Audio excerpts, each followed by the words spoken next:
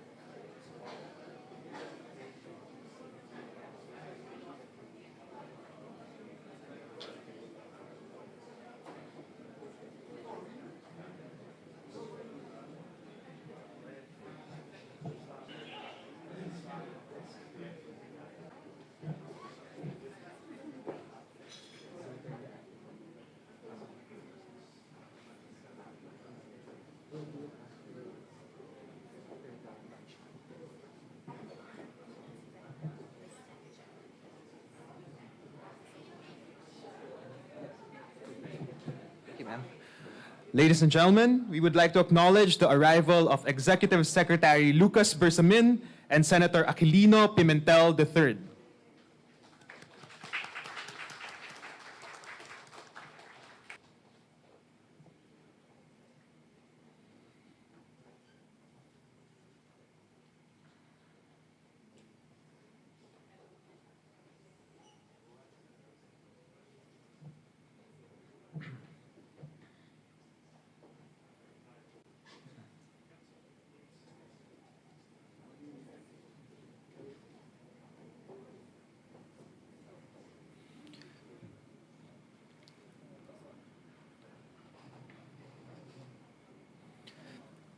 You may now be seated.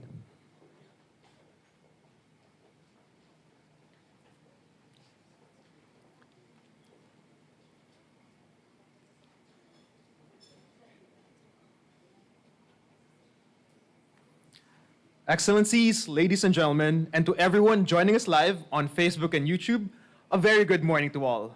Welcome to this colloquium entitled Benchmarking for the Best Forensics Institute in the Region. I am Marco Ladino from the Department of Foreign Affairs, and I will be your host for today's festivities.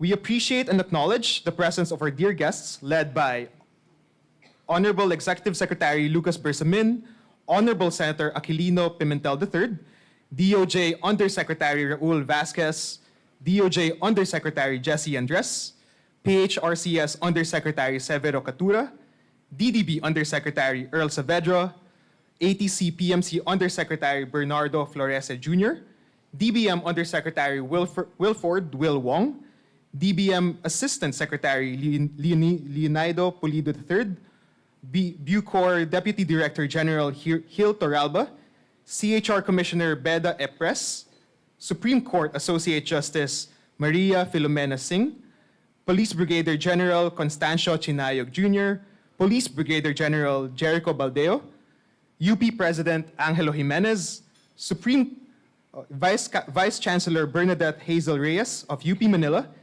UP College of Medicine Dean Charlotte Chiong, Director Gerardo Legaspi from the UP PGH, Honorable Evelina Escudero, former Congresswoman, Her Excellency Hei Kyong-yu, Ambassador of Australia, His Excellency Ricardo Luis Bocalandro, Ambassador of Argentina, UN Senior Human Rights Advisor Sinye Paulson, Mr. Daniel Marchesi, Country Manager UNODC, Ms. Kalishana Thine, Legal Coordinator ICRC. Of course, we also appreciate the commitment from our multi-stakeholder partners from the Office of the President, Anti-Terrorism Council, Program Management Center, the PHRCS, the DDB, the DFA, DOJ, DBM, DOJ Bureau of Corrections, DOJ National Bureau of Investigation. Of course, we also have our representatives from the PNP, the PRC, the Senate, House of Representatives, the Supreme Court. We have Honorable Cynthia Martinez Florendo from Regional Trial Court Branch 39 of San Jose City, Nueva Ecija. CHR. From the Academe, we have our friends from the University of the Philippines, Manila, from the Emilio Aguinaldo School of Criminology, from the diplomatic missions, from international organizations, and of course, our Australian forensic and legal experts, Honorable Justice John Champion, Dr. Stephen Cordner, and Professor Richard Bassett. Now, before we start with our program, we wish to invite everyone to please rise for a short prayer.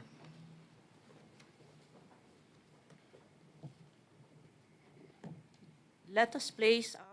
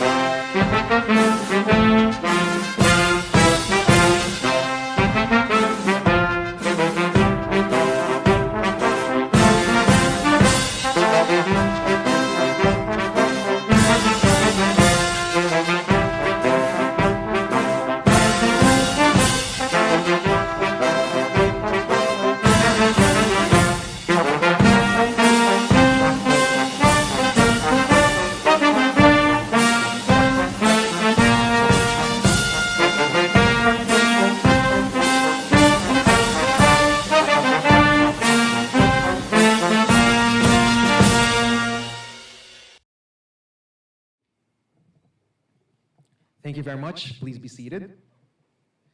Today, we embark on a journey towards strengthening the forensic science landscape in the Philippines and beyond. To officially open our event, we are very pleased to have with us from the DFA Office of the United Nations and International Organizations to deliver her opening remarks. Please welcome Assistant Secretary Maria Teresa S. Almoela.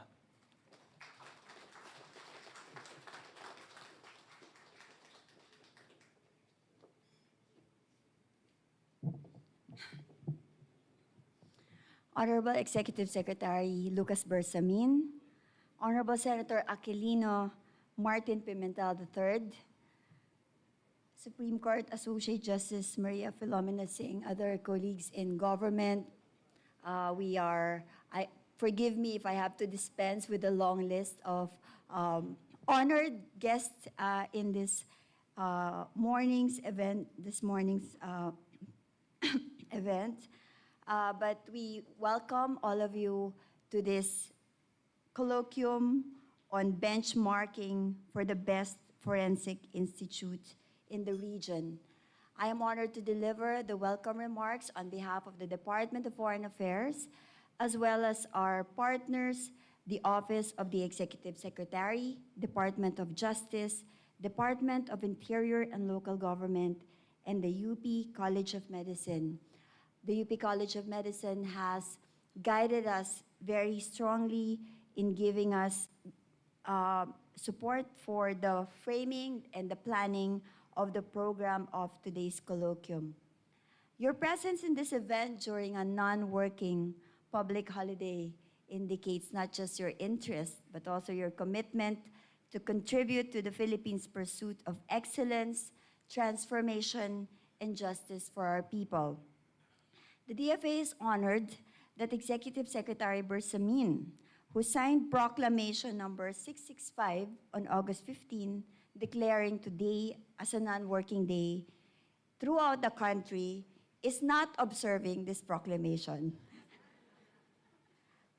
And this is a good cause because he is in solidarity with us, and there's a strong direction from the Office of the President for this endeavor. We look forward to listening to his keynote address, his guidance, inspiration, and direction. It's an understatement to say that the Executive Secretary carries a heavy responsibility in the Cabinet in relation to his role in playing pivotal roles in the key moments in the journey of the nation in justice, accountability, rule of law, and human rights. This tradition is long and deep. E.S. Eduardo Ermita, who was the Executive Secretary of President Arroyo from 2004 to 2010, led the Philippine delegation to the first Universal Periodic Review of the Philippines in the Human Rights Council, and he also helped draw the outlines for what is now the Philippine Human Rights Committee Secretariat, which is now the key institution driving interagency coordination and synergy on human rights from the Office of the President. The PHRS Undersecretary Catura, of course, we call him Captain, the captain of all our engagements with the UN and all the review processes for the human rights treaties and instruments. E.S. Salvador Medialdea also actively guided agencies as we drew up the UN Joint Program of Human Rights, which was successfully concluded on July 30. Following this tradition, E.S. Bersamin heads, among many other interagency committees, the Special Committee on Human Rights Coordination established last May by the President, and the Interagency Committee on the Protection of Freedom of Association and the Right to Organize of Workers, which was established last year. In December last year, E.S. Bersamin declared three important during the commemoration of the 75th anniversary of the Universal Declaration of Human Rights in Geneva, Switzerland. The establishment of a forensics institute is one of this. and the Philippines has taken decisive actions on these pledges. On the Forensics Institute, there have been many conversations, discussions, and activities, reflections in many quarters of the government and the academe, including one organized by the University of the Philippines, Manila, 2 months ago, and a visit by 5 forensic practitioners to Argentina last June. One pivotal moment, of course, was the meeting between the Secretary of Justice, Secretary Boying Remulla, and the UN Special Rapporteur, Maurice Tidball-Binns, in November 2022 in Geneva. Yet, it should be emphasized that efforts to establish a rich ecosystem of forensic expertise in the country is not new. Today, we are privileged to be honored with the presence of Congressman Evie Escudero, who filed a bill in 2019 to establish a forensic institute. In fact, there were 2 other bills filed during Congress for the same purpose, and we will be hearing from her on her consultations during the time. With this colloquium, we are bringing visions and initiatives together in greater coherence, in greater convergence, and set forth a roadmap that will be infused with the knowledge of our institutional resources, our conditions, our context, and objectives as a government, as well as the benchmarks of the highest standards and available expertise for forensic science. They say that when the why of a matter is clear, the how of it is easy. And to the Philippines, there is clarity that this is the way forward. This is a project long under consideration in many parts of the government, and its fruition long overdue. And of course, we are gathered here today to consolidate, to strengthen a strong Filipino direction for the pursuit of this forensic institute. Under international human rights law, forensic science and death investigation systems play a key role in the protection of the right to life by helping fulfill every state's duty to investigate in unlawful deaths. The 2016 Minnesota Protocol had laid out the standard for investigation of suspicious death. This is essential for ensuring accountability of perpetrators, reparations for victims, and preventing recurrence of unlawful deaths. Furthermore, international humanitarian law and international disaster response law require that the remains of those who have died during armed conflict and other emergencies be properly managed and their dignity protected.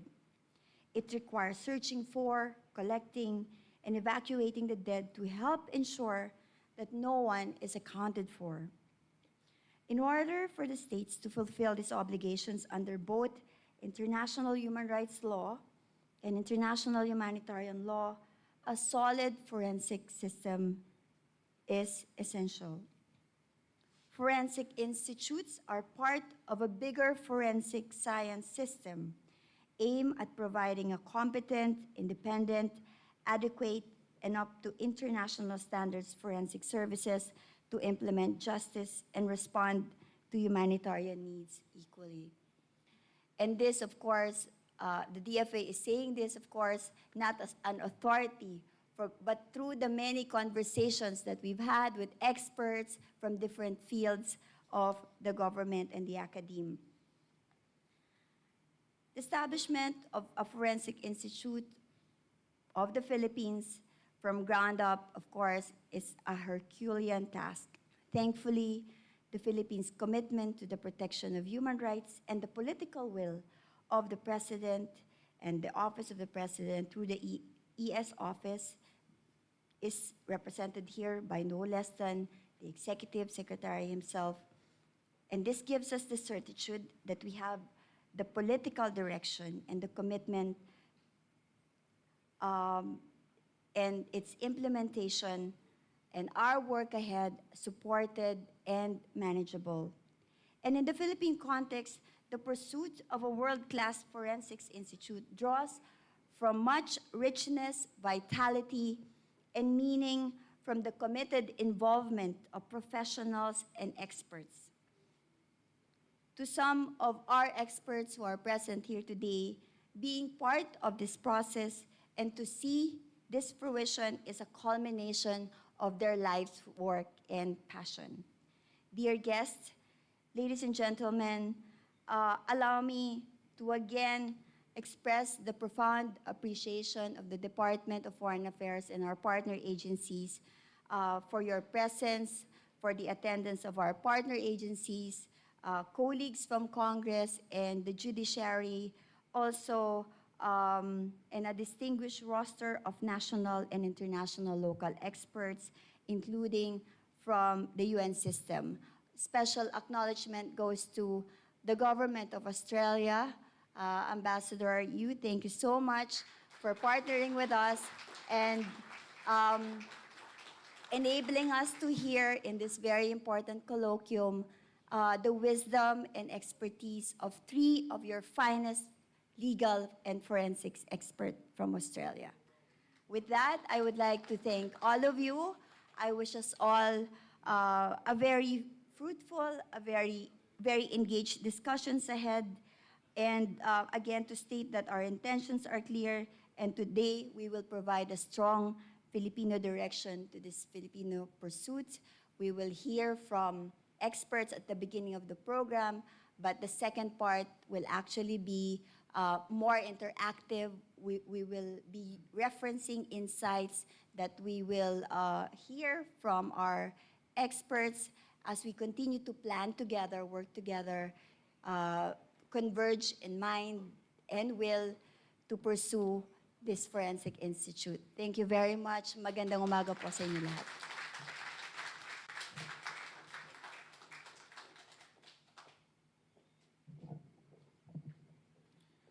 Thank you very much, Assistant Secretary Almoella, for setting the stage with your inspiring words.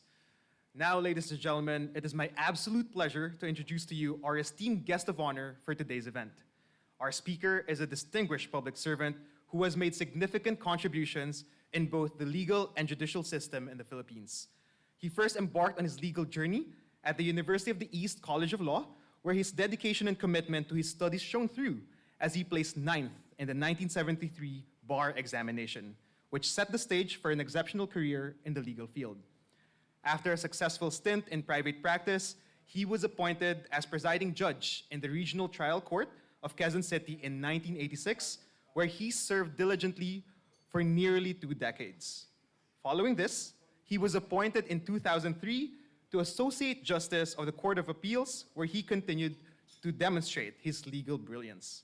Recognizing his work in advancing the country's legal system, he was then appointed to the Supreme Court as Associate Justice in 2009, where he played a pivotal role in upholding justice and the rule of law in the Philippines. Then, on November 2018, he ascended to the esteemed position of Chief Magistrate, becoming the 25th Chief Justice of the Philippines. Here, of course, as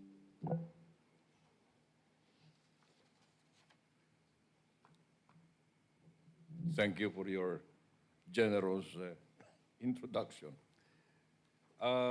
Your Excellencies, members of the Diplomatic Corps, our esteemed partners from government, civil society, and academe, our dear friends, ladies and gentlemen, a pleasant morning to everyone. On behalf of President Ferdinand R. Marcos Jr., I am pleased and honored to greet you all today at this colloquium. At the outset, I wish to extend my heartfelt gratitude to the Department of Foreign Affairs for organizing this event in coordination with our office, the Department of Justice, the Department of Interior and Local Government, the Congress of the Philippines, and the University of the Philippines in Manila. I am delighted to address this gathering of the finest minds and hands, the most experienced practitioners in the field of forensic science and law enforcement. I thank the members of the Congress. We have here Senator Aquilino Pimentel Jr. for your presence. I would like to recognize also Dr. Raquel Fortun and Dr. Cecilia Lim for providing your technical guidance in the planning of this event. And I might as well cite their lifelong passion and commitment as the foremost forensic experts in our country today. I also wish to thank the forensic experts who have come all the way from Australia, namely Emeritus Professor Stephen Cordner, Professor Richard Bassett, both of whom are in Monash University in Melbourne, and Justice John R. Champion of the Criminal Trial Court of the Supreme Court of Victoria.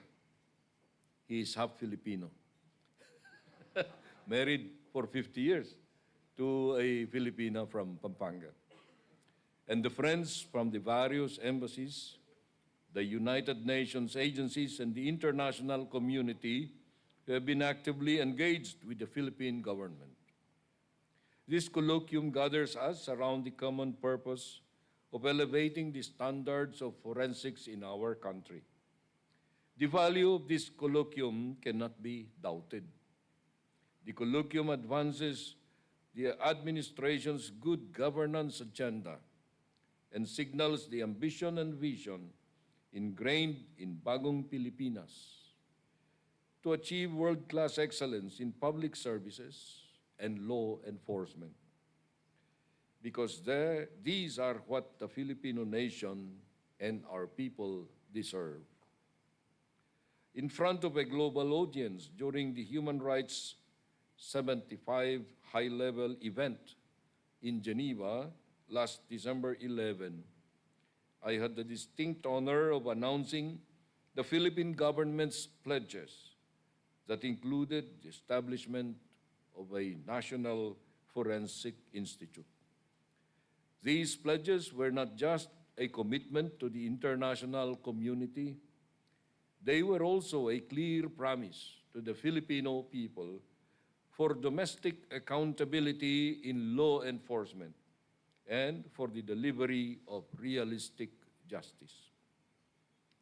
The Philippines has since then positively striven to honor that promise by promptly and decisively delivering on the pledges.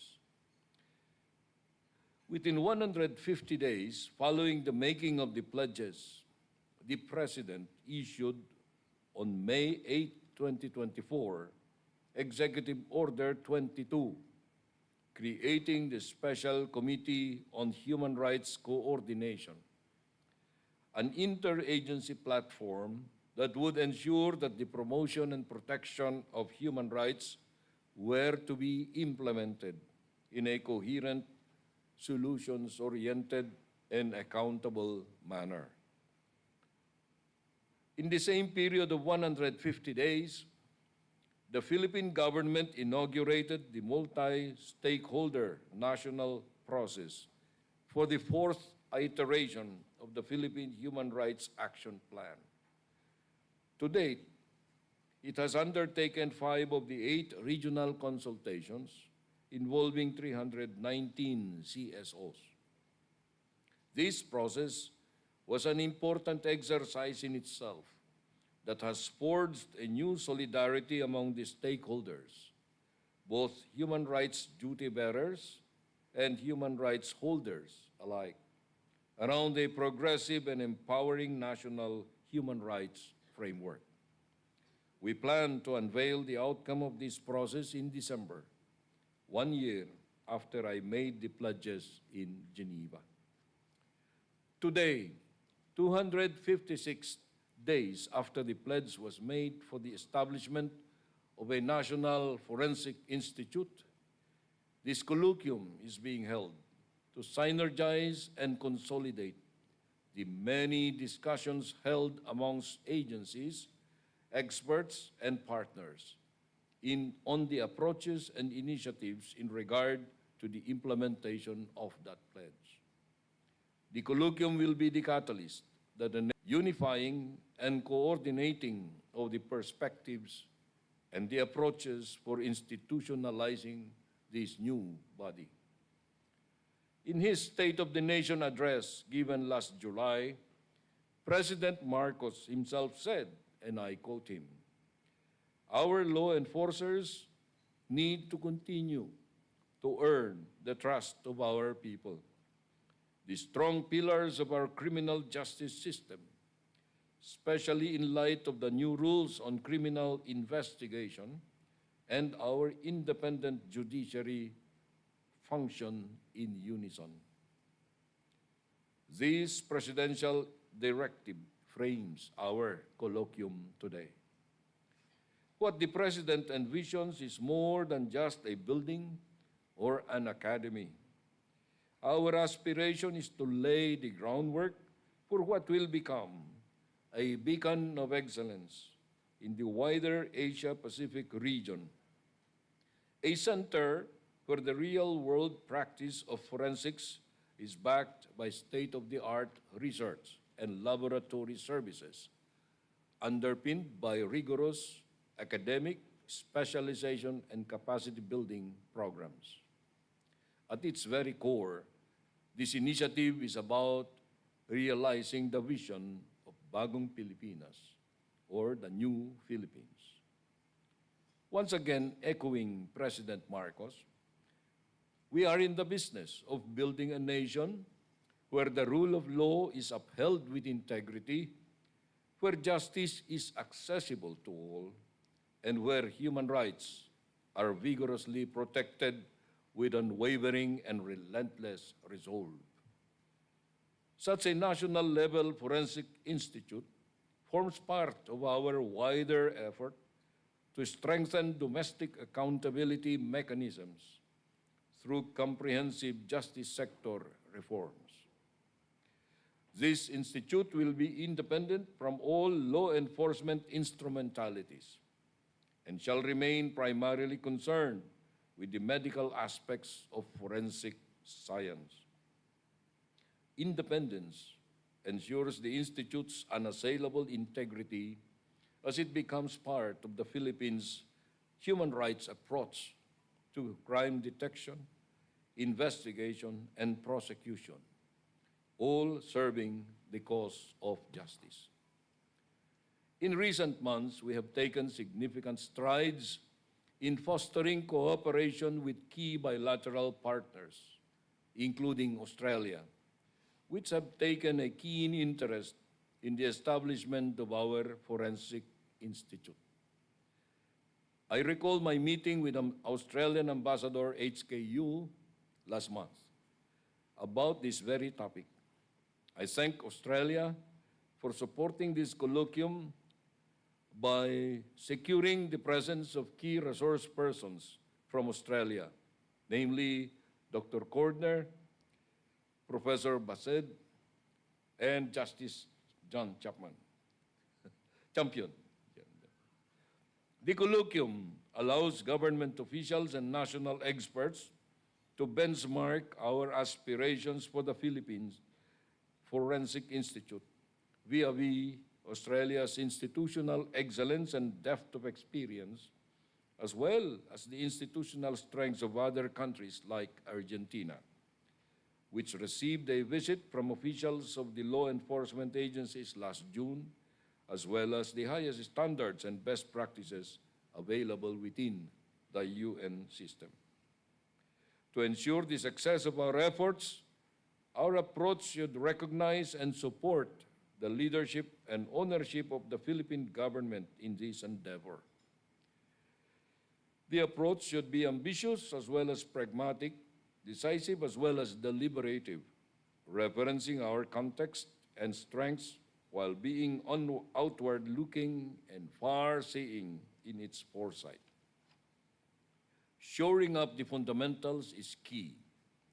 In this regard, early programmatic support should focus on critical components of capacity building, including 1, the grant to Filipino experts of scholarship programs and study visits abroad to train in forensic science and investigation. 2, the provision of internship or fellowship programs to foster an exchange of best practices and new methodologies. And 3, the enrichment of academic and training programs in relevant institutions. Another critical component is to determine resources and partnerships required for the milestones ahead. This means mapping financing sources and planning public investments for long-term capacity building programs and technical support, including for infrastructure, and creating viable and fulfilling pathways for the next generation of forensic professionals in our country. Excellencies, colleagues, and friends, today's colloquium is a unique opportunity to together take stock of where forensics work currently stands in the country. We are here to ask questions and to share visions to chart the best course of action that will allow us to successfully establish an institute that meets the highest global standards of capability and integrity, one that delivers on its purpose and promise to our people. By gathering together today, we already stand at the threshold of the roadmap for the establishment of the Philippine Forensics Institute. In the course of the colloquium, I look forward to listening to concrete and actionable recommendations. Such would be informed by successful strategies and models from renowned institutions worldwide, as well as by the rich knowledge of national conditions, strengths, needs, and priorities to be shared, including our Congress, experts like Dr. Fortun and Dr. Lim, and the academic institutions present today. At the start of my remarks, today potentially being an inflection point in our country's story. Indeed, no society will thrive or succeed without the assurance that justice, human rights, and the rule of law are upheld for the benefit of everyone. As the Philippines finds itself rushing head-on to upper middle income status, we are ensuring that our social and public institutions develop apace with this dynamic arc of growth, expansion, and transformation. We are not merely charting the roadmap to a new, shiny government agency. What we are doing today is laying a keystone of Bagong Pilipinas, wavering in empowering. May we also invite former Congresswoman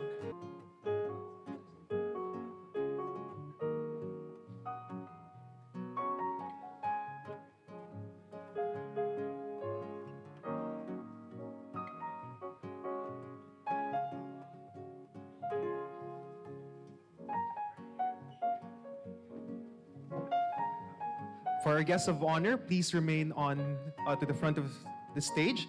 And may we kindly ask all our guests to turn around, face the stage, please. Thank you. And for all our guests present here, may we kindly invite everyone to please stand up for a group photo. Everyone facing the stage, please.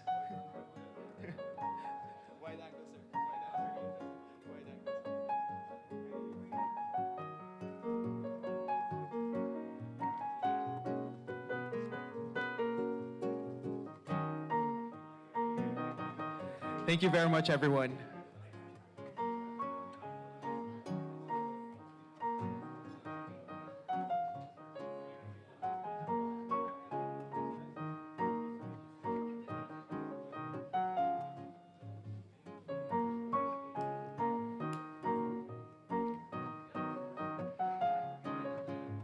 We will give everyone a minute to settle down before we begin the first part of our colloquium.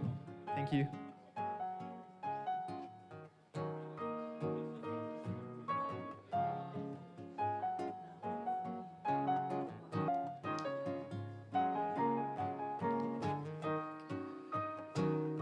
And now we proceed to the first part of our colloquium. Now this segment will focus on mapping the current efforts of forensic science across key institutions in the Philippines.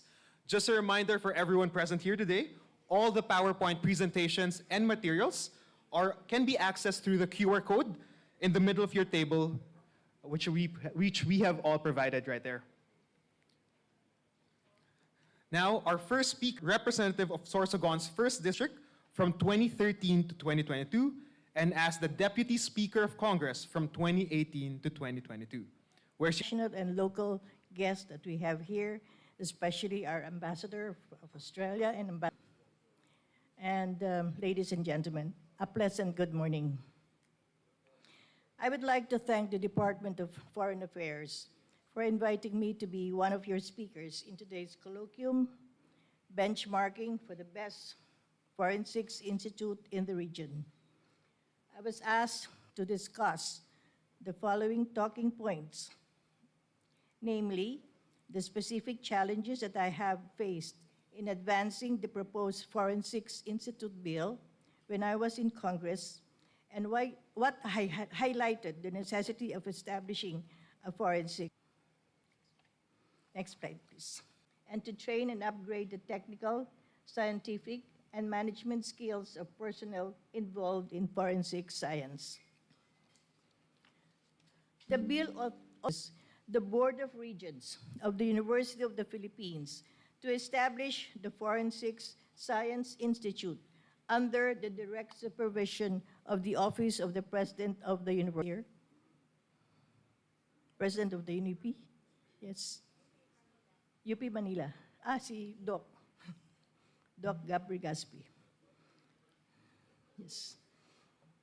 The institute will be a multidisciplinary as it shall have a faculty with expertise in law, molecular biology, social sciences, statistics, and other relevant disciplines.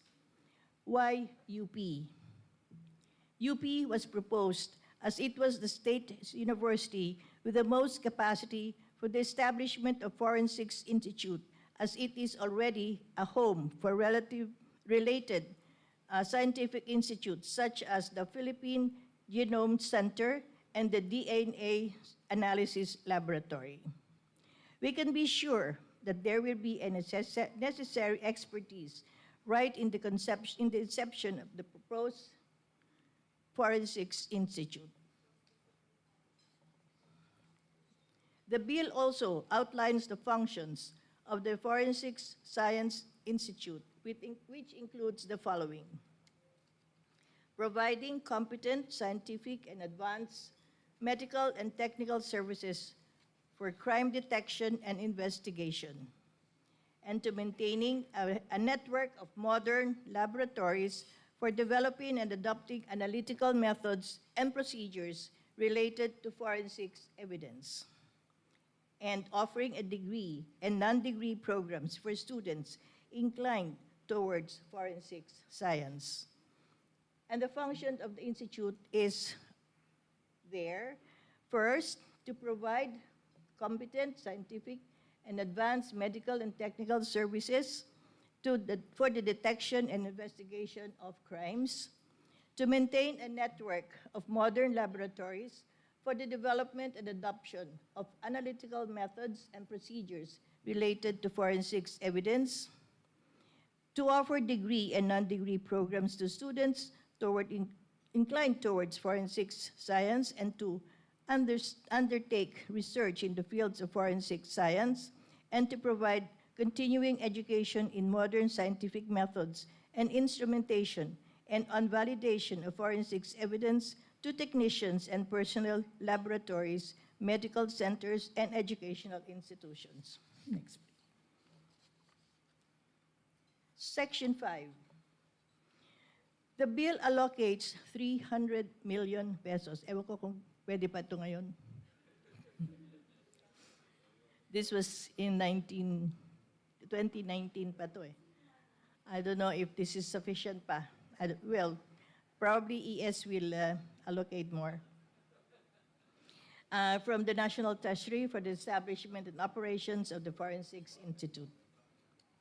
Of course, the budget allocation is important if the country is to have a forensic science institute that is not only cutting edge, but also independent and committed to an impartial, science-based approach to forensics.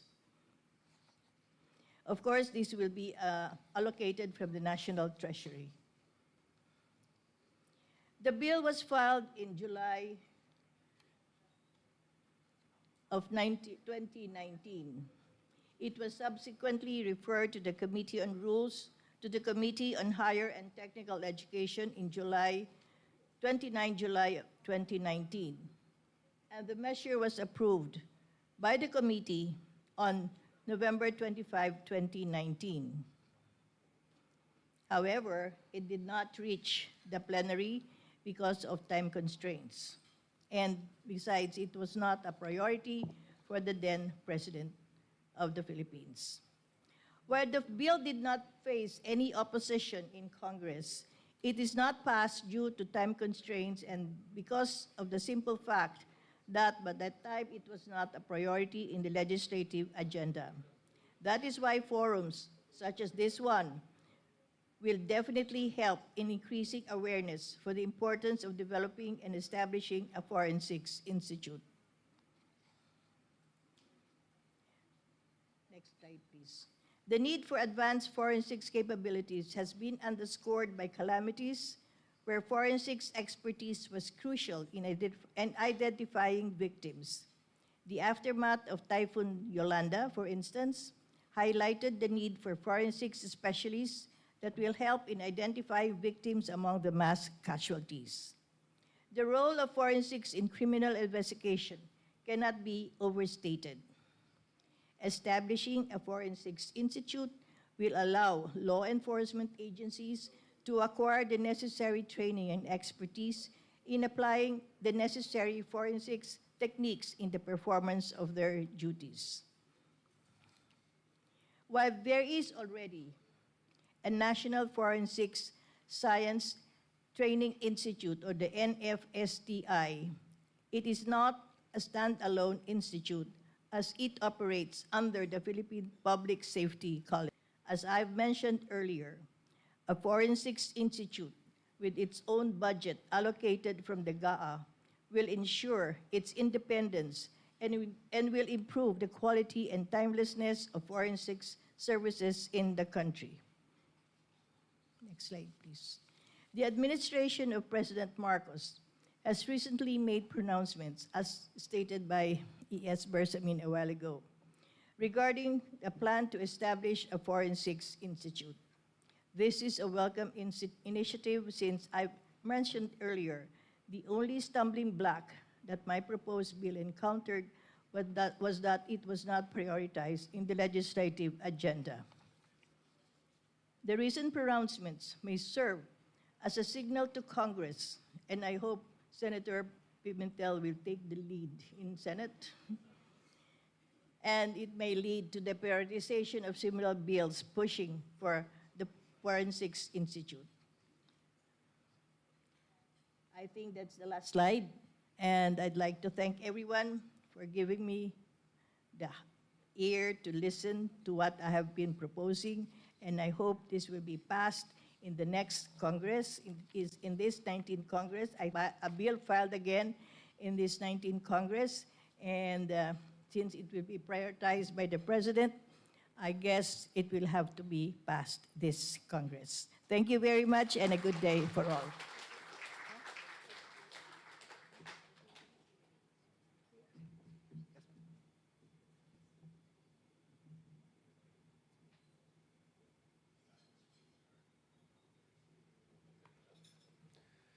Thank you very much, Honorable Escudero, for that comprehensive review of the proposed House Bill 2330.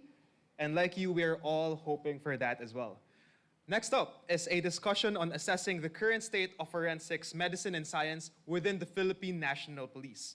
Our speaker is a Filipino police general and the president of the Asian Forensic Sciences Network. This morning, we are pleased to have with us the director of the PNP Forensic Group, Police Brigadier General Constancio Chinayog Jr. Sir?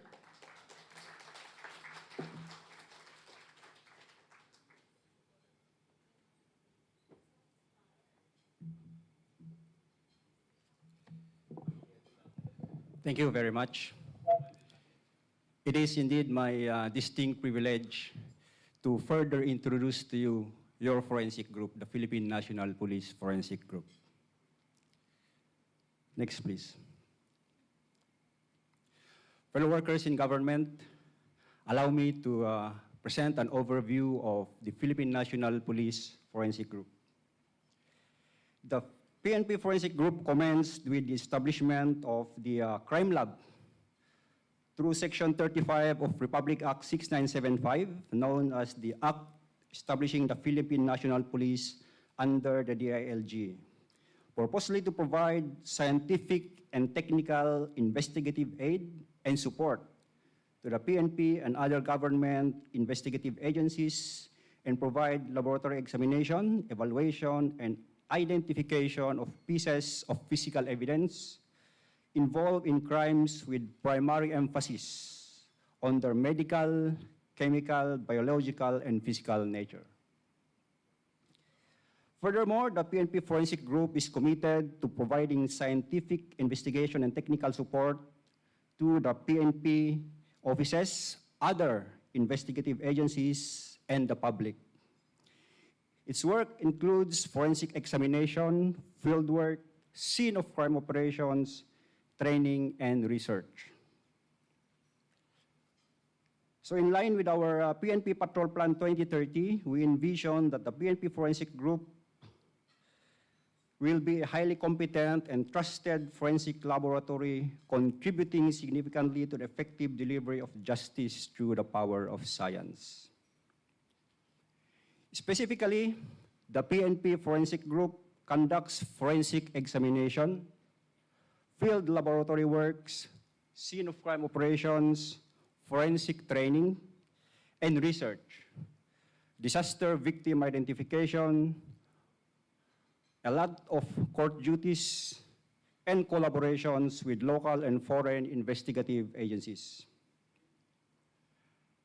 Just a bit of my group has a rich history dating back to 1945 as a mere fingerprint section of the G2 Division of the Military Police Command Armed Forces in the West Pacific of the U.S. Army.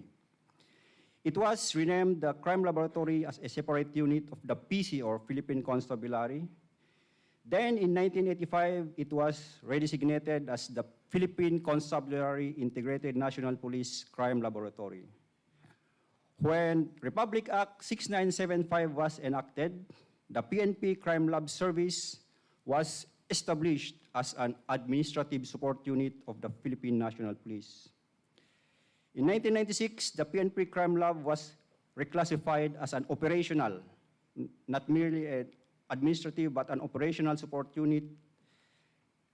And to ensure global alignment and recognition, the Crime Lab was renamed as PNP Forensic Group, a title that resonates with other forensic agencies worldwide. Along the way, the PNP Forensic Group was certified as ISO compliant in 2006 and continues to be so. Next slide, please. This is the current organizational structure of the PNP Forensic Group, which is headed by a director together with members of the command group. The command group is composed of the Deputy for Administration, Operations, Forensic Research and Development, and a Chief of Staff that oversees the Administrative and Resource Management Division and the Operations Management Division. Then, the 10 technical divisions offer the frontline services of the PNP Forensic Group. On the ground, we have 17 regional forensic units, 115 provincial forensic units, and 5 districts in the National Capital Region. Next, please. These are our core competencies. First is the scene of crime operations, otherwise known as the SOCO, the medico-legal examination division, the DNA identification division, we have the forensic chemistry examination, physical identification, firearms identification, fingerprint identification, question documents examination, the polygraph, and the forensic photography. Modesty aside, the PNP Forensic Group is the first in the Philippine National Police Unit to be awarded ISO certification. From 2006, the Forensic Group has maintained its certification without a gap for 18 years. Let me now present our humble capabilities.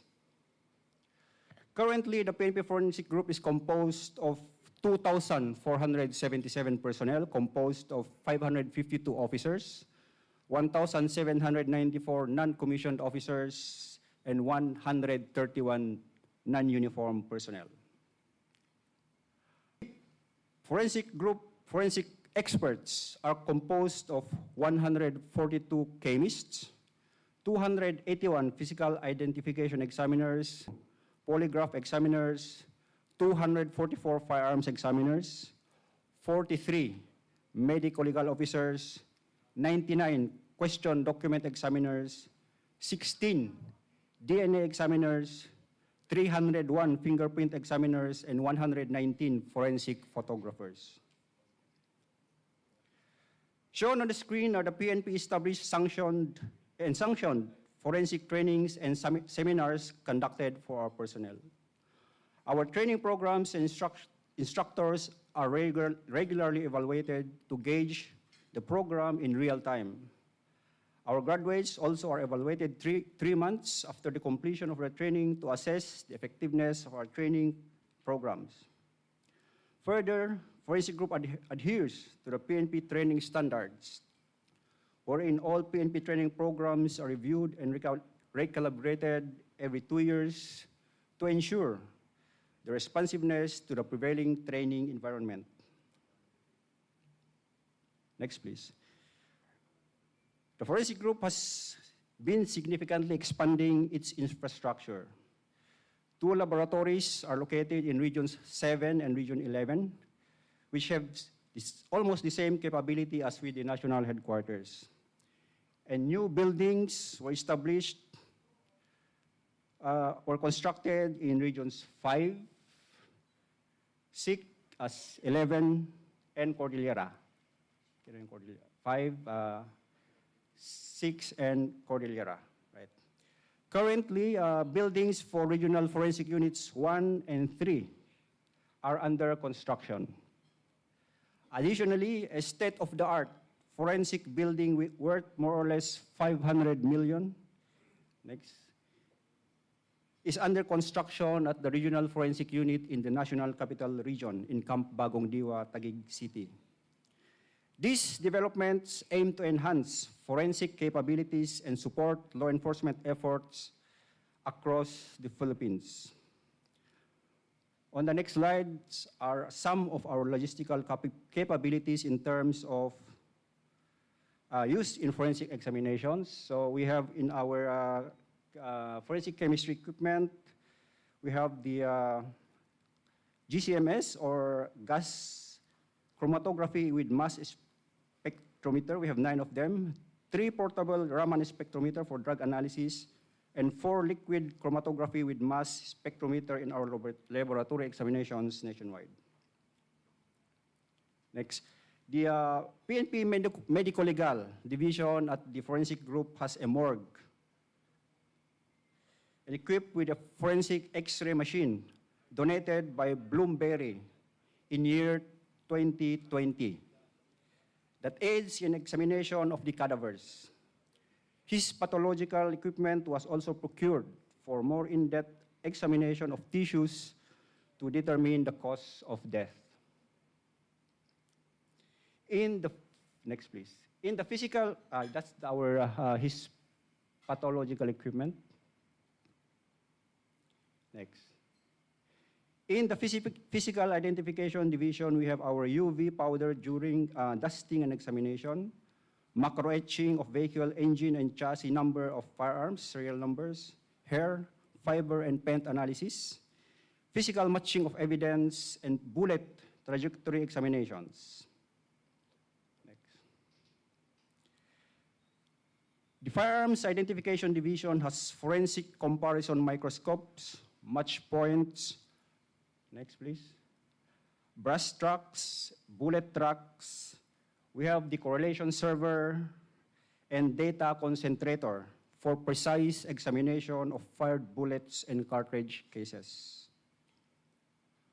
Our DNA laboratory division has Hamilton Microlab Nimbus, the genetic DNA analyzers, the real-time PCR machines, and nucleic acid purification systems for examination of DNA samples. For the continued effort of the PNP Forensic Group to utilize modern technology, it is operating the Combined DNA Index System, or the CODIS, donated by the FBI in 2014. We have also the Automated Fingerprint Identification System, or AFIS, donated by the JICA in 2004, and the Firearms Identification System, or FIS, procured through the GAA in 2010. Our DNA database has 81,100 profiles, and we thank very much Honorable Quirino Pimentel for the interpellation that we have had, because we are requesting for a DNA bill for legislation. Thank you very much, sir. Next. In our automated fingerprint identification system, the total number of data encoded amounts to 1,899,173.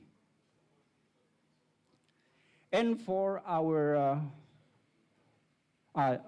firearms identification system, a total of 675,099 fired bullets and fired cartridge cases are encoded. Next, please.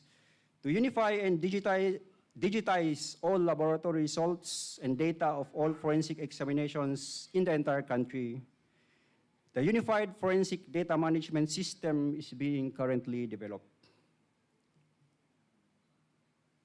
Let me just run you through some of our modest accomplishments. As regards PNP's accomplishments from January 2018, this is a 5-year period, from January 2018 to July of 2024, our forensic examiners have conducted around 7,707,921 examinations. And this is the breakdown. For medical legal cases, we have 147,300 examinations that comprised of autopsies, sexual abuse, physical injuries, histopathology, physical, odontological, blood, semen, and post-mortem examinations. Our DNA, for our question document cases, we have 3,743 examinations. And for our, next please, and for our polygraph examinations, we have 6,450. For our photograph division, we have 252,290. And for our SOCO responses from 2018 up to July of 2024, we have responded to 42,662 calls for SOCO. In its role of supporting the administration of justice, next please, 305,778 court duties were attended to by its forensic experts as a result of the magnitude of the examinations they conducted. On average, 232 cases per day were being attended by our examiners. Next, please. Our experts are even called to testify in other countries because of the examinations they have conducted in their citizens, one of which is before the U.S. Attorney's Office for the Southern District of New York. This is a case for kidnap and murder.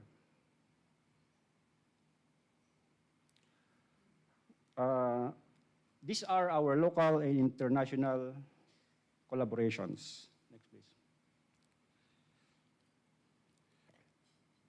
So we are collaborating with PDEA, the National Bureau of Investigation, the Department of Justice, the Department of Foreign Affairs, our Interpol, ASEANAPOL, the International Committee of the Red Cross, the AFSN, or the Association of Asian Forensic Science Network.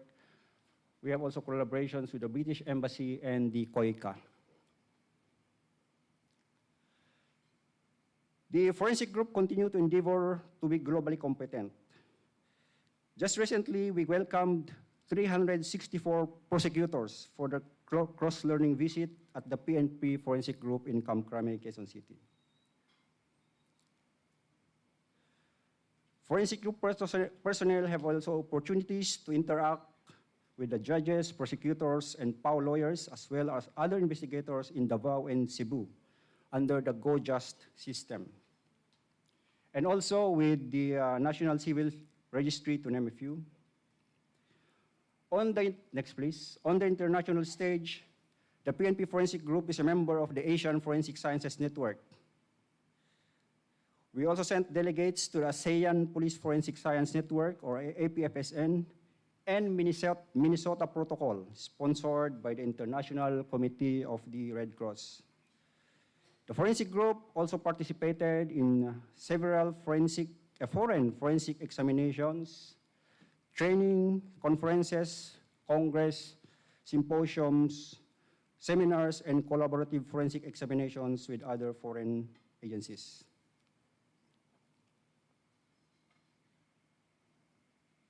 Next, please.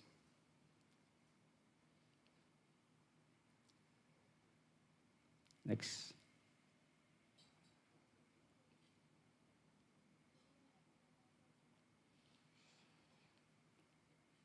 Next, please.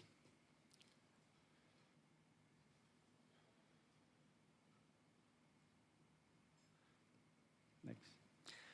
Like any other government agency, we also face some challenges. Next.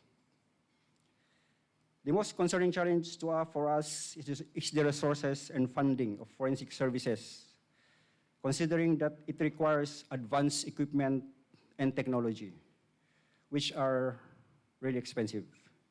Hence, the support, we try to get the support of the local government units and NGOs.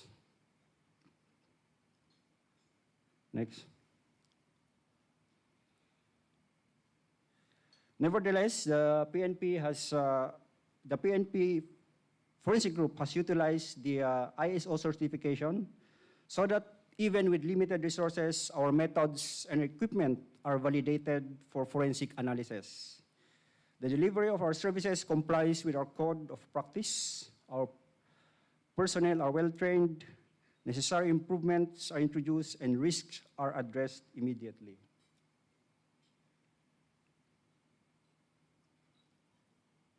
Next, please. As our way forward, we commit to advancing our capabilities and technical expertise through research and development so that we are abreast of the new technologies and development.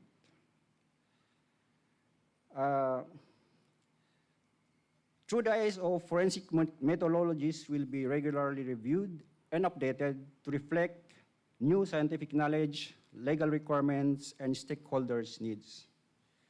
Finally, the forensic group will benchmark its processes against international standards and best practices to continue to be globally competent in forensic examination.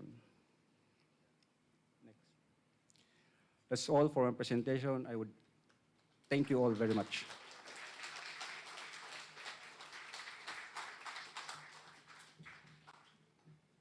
24/7.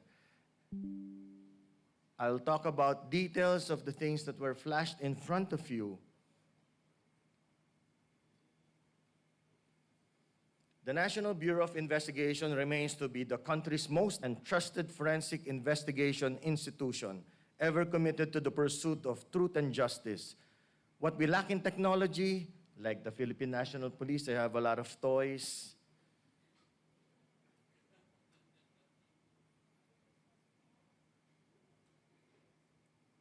What we lack in technology and equipment is made up for by the experience And as such, still we pursue obstacles. We contribute to pursue our agenda on capacity building, advancements, and modernization relevant in this fast-paced digital world.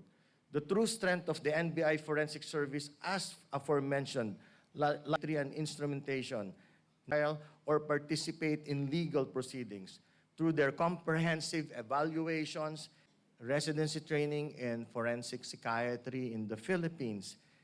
And we are also collaborating with the Federal Bureau of Investigations. Are you guys fond of watching TV, The Criminal Minds? 2015, I had the chance to visit the Behavioral Analysis Unit of the Federal Bureau of Investigations. We will, in our vision, we would like to train Filipino profilers to help in the investigation of cases.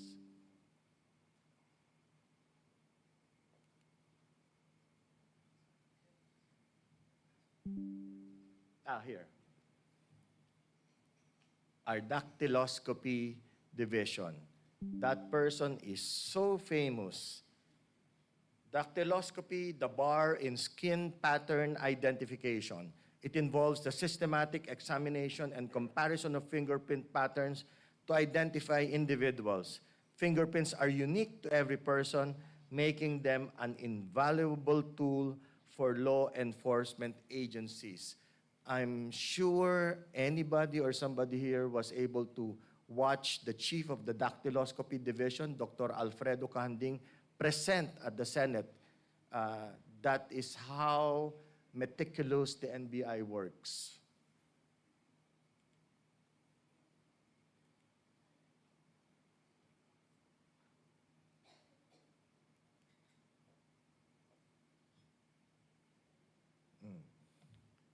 Digital forensics in this era of digital crimes. We have the Cybercrime Division headed by Attorney Jeremy Lotok. The laboratory helping our Cybercrime Division is the Digital Forensics and Laboratory Division.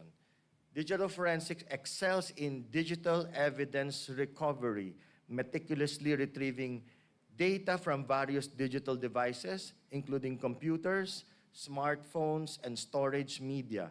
Their expertise in data analysis allows them to uncover critical information hidden within digital environments, which can be pivotal for solving cases involving cybercrimes, fraud, and other digital offenses.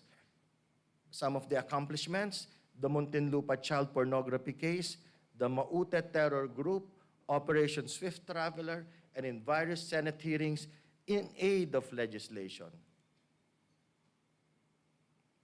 It was mentioned earlier by, I think, the Executive Secretary about the involvement of forensics in mass disasters. As a rule, in cases of natural disasters, the National Bureau of Investigation plays lead role in the identification of victims. In cases of man-made disasters, it will be my counterpart here, the PNP Forensics. However, as you can recall, during the Yolanda incident, it was very difficult to identify the cadavers, as most of them were already decomposed. So the DVI, the Disaster Victims Identification, the Medical Legal Division, the DNA, the odontology, and the photography division worked as a team to collect all cadavers, get samples, and process their DNA. I think during the anniversary of Yolanda, our medical legal doctor, I think Dr. Alchua, made a presentation to the local government as to the extent of the comparisons that we have already finished. That is just some of our, okay? The Disaster Victim Identification Division is a newly created unit under the new law. Initially, we were just getting people from other divisions to form a team. So right now, they have their own office, they have their own team, and in natural disasters, they can be deployed. DNA, if you can recall, a victim in Palawan that was missing. The NBI Forensic Chemistry Division was able to identify the remains of the skeletal remains of that rape slave victims. The DNA Division, we are proud to say that our genetic analyzer is much newer than yours. I'm just proud to say it, so it's nothing really. And again, thank you for the Senate for always, and the Congress for giving us the added budget for it. And also, I'm also pleased to say that we are having a memorandum of cooperation with the Federal Bureau of Investigation as they will donate the CODIS. The CODIS is basically all your DNA fingerprints will be stored and will be digitally matched. So this is forthcoming. USEC Vasix knows that we are working hand in hand with ASEC Malvar as regards the cooperation with the Federal Bureau of Investigation. The Evidential Multimedia Division, formerly called the Photography and Publications Division, is a newly created division. Basically, this is to recreate the crime scene. That is their role.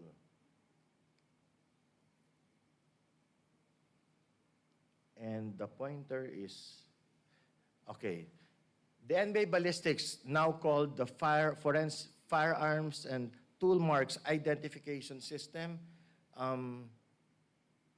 Sad to say, they have the better equipment, but no worries. We have just acquired the ABIS like yours.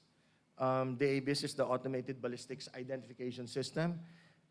It was just approved by the Department of Justice, and it will be delivered in 30 days. So I would like to look forward to work hand in hand with you as the DOJ has a plan for the National Justice Information System wherein our offices can talk, can share data so that we can swiftly solve crimes.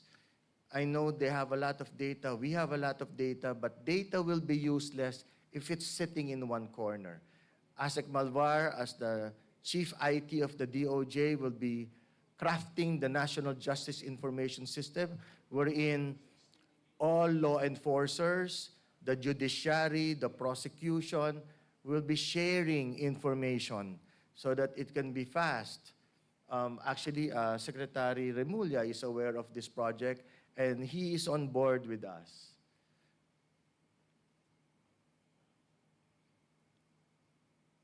Again, I'm glad I have met the General for Forensics, as we will be sitting down more often, sir.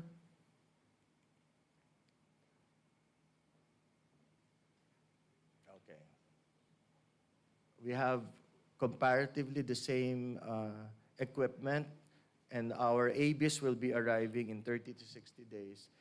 This is very important. The Forensic Chemistry Division, involved in dangerous drugs, chemistry and physics, toxicology, and research and instrumentation. Each section collects, receives, and conducts scientific forensic examinations on submitted evidences, prepares final report, and appears as witnesses and renders expert opinions in the courts of law. Very important ang Forensic Chemistry Division, lalong-lalo na sa drug cases. On the scene, meron kaming forensic chemist who will test the alleged drugs, give its report, and the report will be incorporated in the investigation report by our NBI agents, not only in drugs, but also in paternity tests, also in toxicology, in cases wherein allegedly there's suicide.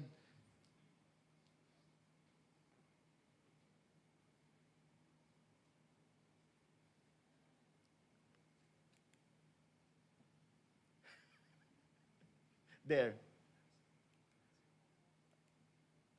I think I have to raise it. The Medical Legal Division. Well, most trusted, also with them, in determining the actual cause of death. And also with Dr. Fertun, are renowned forensic pathologists. The MLD excels in conducting thorough medical evaluations that are vital for legal proceedings, from autopsies to post-mortem examinations to the assessment of injuries. The division provides detailed and accurate medical insights that help establish the cause of death or nature of injury sustained in various incidents.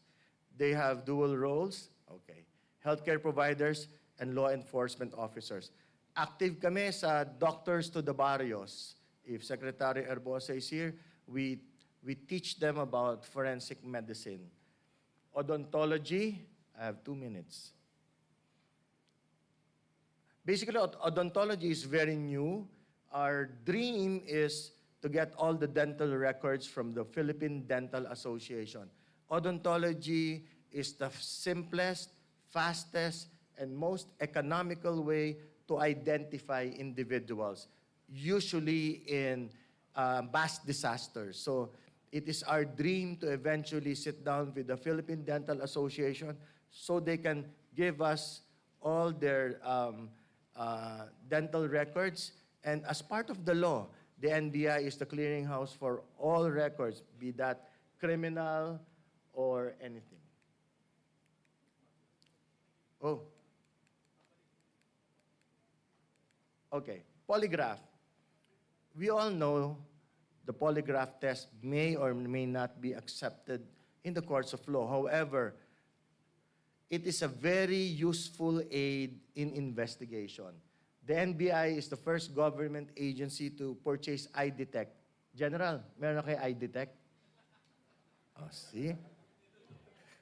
No, magiging friends kami ni General. I just want to be comfortable with him. They say it's 90%. I have 1 minute to wrap up. 90% accuracy. Pero ongoing ang training. We have the equipment, but ongoing ang training. So we're still using the computerized polygraph machine. Sir, friends tayo. Question Documents Division. This division was crucial during the State of the Nation address. We used our equipment to determine that that person is not the president by means of high-definition cameras looking at the president's ears. So we were 100% sure that that person in that video is not the president of the Philippines, and we stand by it. Again, I have 1 minute. Very famous ang question documents namin, lalong-lalo na sa COMELEC. In years to come, I would like to tell everybody that we are collaborating with our training partners. I will just show you our training partners. Here. Our training partners are, first and foremost, the Federal Bureau of Investigation, International Association of Coroners and Medical Examiners, Academy of Forensic Medical Sciences in the UK, AFSN, wherein the General is our president, Asian Criminological Society, Marston Polygraph, UK Disaster Victims Identification, UNHCR Istanbul, Argentina, Forensic Anthropology, Office of Civil Defense, Development Academy of the Philippines, Philippine Federation of Chemistry Societies, Philippine Chemistry Congress, Psychological Association of the Philippines, NBI Learning and Development Division, and of course, our friends from Australia. They will be offering a master's degree in medical forensics. Thank you very much, everybody.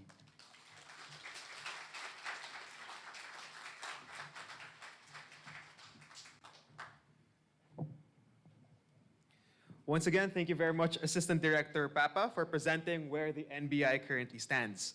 Now, of course, to round out part 1 of our colloquium, our next speaker will talk about forensic science within the Philippine Academe. She's the first Filipino forensic pathologist practicing in the Philippines and is currently a professor and the chairperson of the Department of Pathology at the University of the Philippines, Manila. Let us call on the renowned Dr. Raquel Del Rosario Fortun.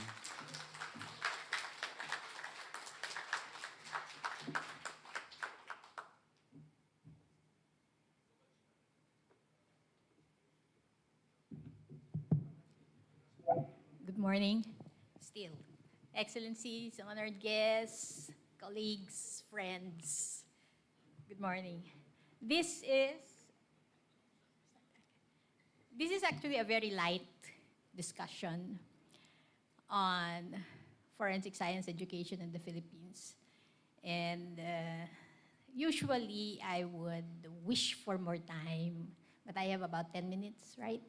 And but this time around, I think that's just enough because I cannot say much about this. This is something we have to look into. For starters, let me admit to some bias. I am with an institution, the University of the Philippines. So this is mostly about UP. And I am a forensic pathologist, so again, I'll show you what has happened in terms of my field. So forensic science in the Philippine Academe, how do you talk about that? Oops, sorry. You Google it, that's one. The other is you have anecdotes, you have some old books, but there's really not much to discuss. But anyway, if you do try and Google the topic forensic science education in the Philippines, what you would see are some institutions now apparently currently offering a BS in FS, Bachelor of Science in Forensic Science, and this would be mostly actually some institutions up north. And this actually stemmed from CHED, Commission on Higher Education, approval of a course. But I am hearing some questions, concerns about how much science is in the BSFS, how is it taught, and so on. What are the prospects? If you are a graduate of BSFS, what do you do? Because it is supposed to improve on another more common course, which is BS Criminology. But again, how much forensic science is in BS Criminology? And the difference is, if you're a graduate of BS Crim, you have the opportunity to be certified by the PRC, unlike if you're a graduate of BSFS. So what do you do? So if you are a student in the Philippines, somehow interested in the forensic sciences, what happens? And unfortunately, the answer is you tend to lose these people to something else. There's not much to offer in the Philippines. Okay, and this is a document that's passed around among reviewees in medicine. Somewhere along the way, there is a history of forensic medicine in the Philippines, and I typed it up to summarize. This is the only thing I can get. Unfortunately, author unknown, source unknown, so it's just passed on from generation to generation, I believe. And if you know the history of the Philippines, we were under Spain for 3 centuries, over 300 years. And what did they do? Well, they gave us the medical legal system, I think. So you're going to see the word also, medical legal, legal medicine, medical jurisprudence. The idea is Filipinos seem to think that it has something to do with both law and medicine. But do you know that these two are actually immiscible? They don't really blend so easily into what we now know as forensic science. Okay? And UST, the University of Santo Tomas, actually is a much older university than ours. And you see there that sometime in the 18th century, it was, legal medicine was included into the curriculum of the College of Medicine of UST. Now, what is legal medicine? Traditionally in the Philippines, it is medicine applied to law versus medical jurisprudence, which is more of law applied to medicine. That's still how we do it in the Philippines. And it says here that there are medico titulares. I think this is the forerunner of the medico-legal officers in the Philippines. Okay, so 18th century, there was, I don't know where this was, a medical legal laboratory established in Manila for medical legal cases. Okay, and then Americans came, but what did the Americans do? They simply held on to the Spanish way. And I think this is because Americans, actually, the US, was quite late in terms of forensic developments. And I wish, I have expressed this over and over, that we were under British colony instead. But we were, but just for a few days, but they turned us over from Spain to the US. And that is why I envy countries in Asia, because they have a better forensic science system than us. We are looking at former British colony colleagues here, convicts, he says. Australians, he said it.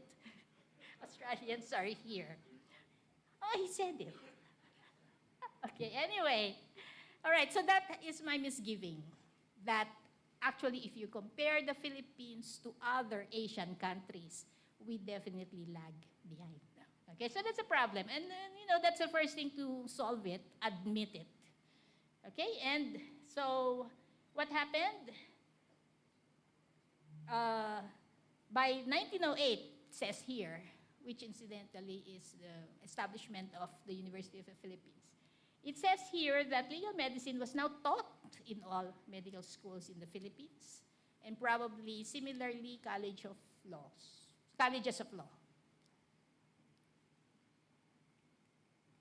Oops, did I skip? Okay, all right. Now, there's a date here, but it turns out that's wrong.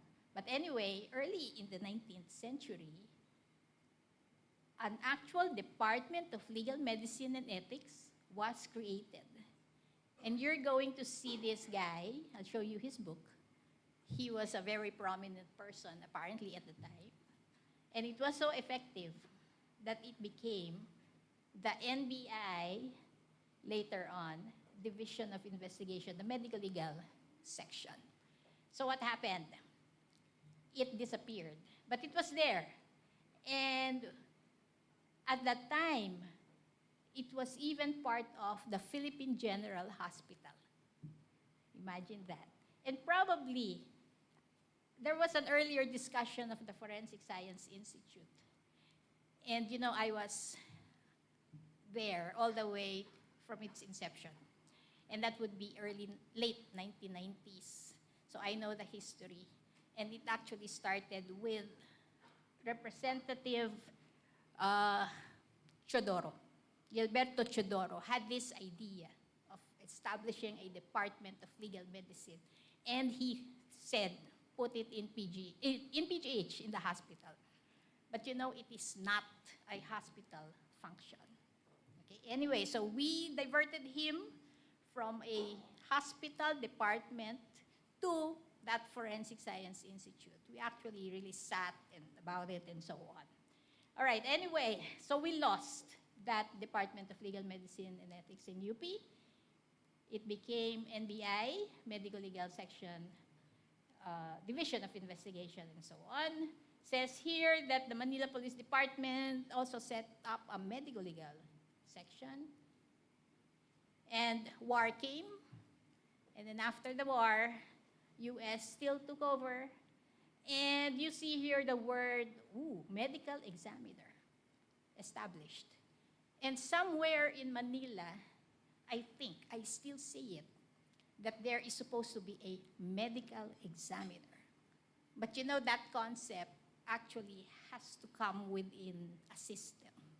Okay, maybe it's just a term that they use. I don't think it exists. And then the Department of Justice further improved on the Division of Investigation, Bureau of Investigation, the NBI, and so on and so forth. But basically, what persisted, so this is after the war and then present time, I don't have anything anymore, but what basically happened was we retained the medical legal officers, which would be doctors called by the police to examine basically dead bodies. But question is there training at all? We heard PNP has its set of medical legal officers, NBI as well, but do you know there's a third bigger group? These are your municipal and city health officers tasked to do the job. They do a lot of things, but then there's a dead body, so the police call them. And the question is, what are they able to do? Okay. Now, I'm sure by this time, well, I hope you understand that the forensic sciences are multidisciplinary. Okay? In forensic medicine, forensic pathology, unfortunately, questions typically start with a dead body. Okay, so usually we're the focal point. But we do confer with other disciplines and so on. So it's really multidisciplinary. And the list on the left would be what is now called criminalistics, trace evidence analysis, and so on. So it depends on what you've got, and you refer that to a specialist. It's like putting together a puzzle, and then you've got different people contributing bits and pieces to get the entire picture. Now, the list on the right, if you think of tracking, meaning who are these people? Actually, they start with a basic competency, and then they move on to forensic application. Like, for instance, DNA analysis. Best background is molecular biology.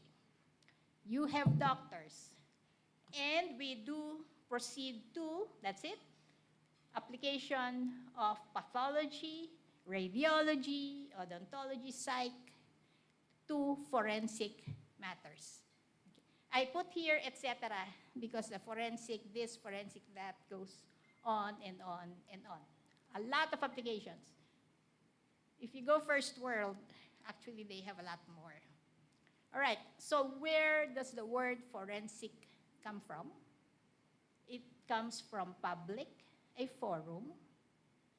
It relates to, or is used in, or appropriate for, courts of law, public discussion, argumentation. And that's why it's very critical in judicial, the judicial system, criminal justice. But let me please state that it's not just criminal justice we're after. It's not just the mass disasters. You know what the big role of that investigation is? Public health. We have to learn what is killing Filipinos so we can prevent these deaths. That is the whole point. And that's why when I trained in a medical examiner office, oh, that was eye-opening. The medical examiner is under health. That is how we should be pushing for it. Okay, so forensics in the Philippines, as I said, the references are very, very limited. I have seen, the book is still there in the department, this autopsia judicial, referring to medical titulares. I will not tell you what is there because it's in Spanish. Okay, but we have this 1934 legal medicine book by Sixto de los Angeles. After his name, it says there, ABLM. I don't know what that means. I think at some point he took up law and maybe medicine. I don't know. He's called doctor, so he must be a doctor of medicine. And then I grew up in med school. There's this legal medicine book by Pedro Solis. We know he's a doctor and a lawyer. But take note, 1964, just 2 years after I was born. That's very old. Okay, the book of Dr. Sixto de Los Angeles.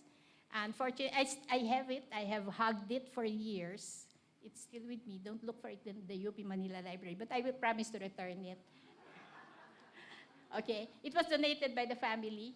And, all right, so this is him in that earlier list I told you about. And that's it. unfortunately, that department was abolished. All right. And just some highlights there. That see the dates. It's 1915, according to him. I would believe him more. And the department was to take charge of legal medicine courses in both the College of Medicine and the College of Law, collect materials for routine and research relating to medical legal questions in the Philippine Islands. And that's it. It became a branch of DOJ, blah, blah, blah. So we lost it in UP. And that first chapter of the book, it's now frayed and very delicate and brown. I actually took time out to type. I'll give it to you. I'll share it with you. Back when I still had a lot of time, I did it because it's very, very informative. And what's very telling is, at some point, we even had a medical legal museum, north side of the west wing of the ground floor of the main building of College of Medicine, which had showcases with specimens. Imagine an actual museum.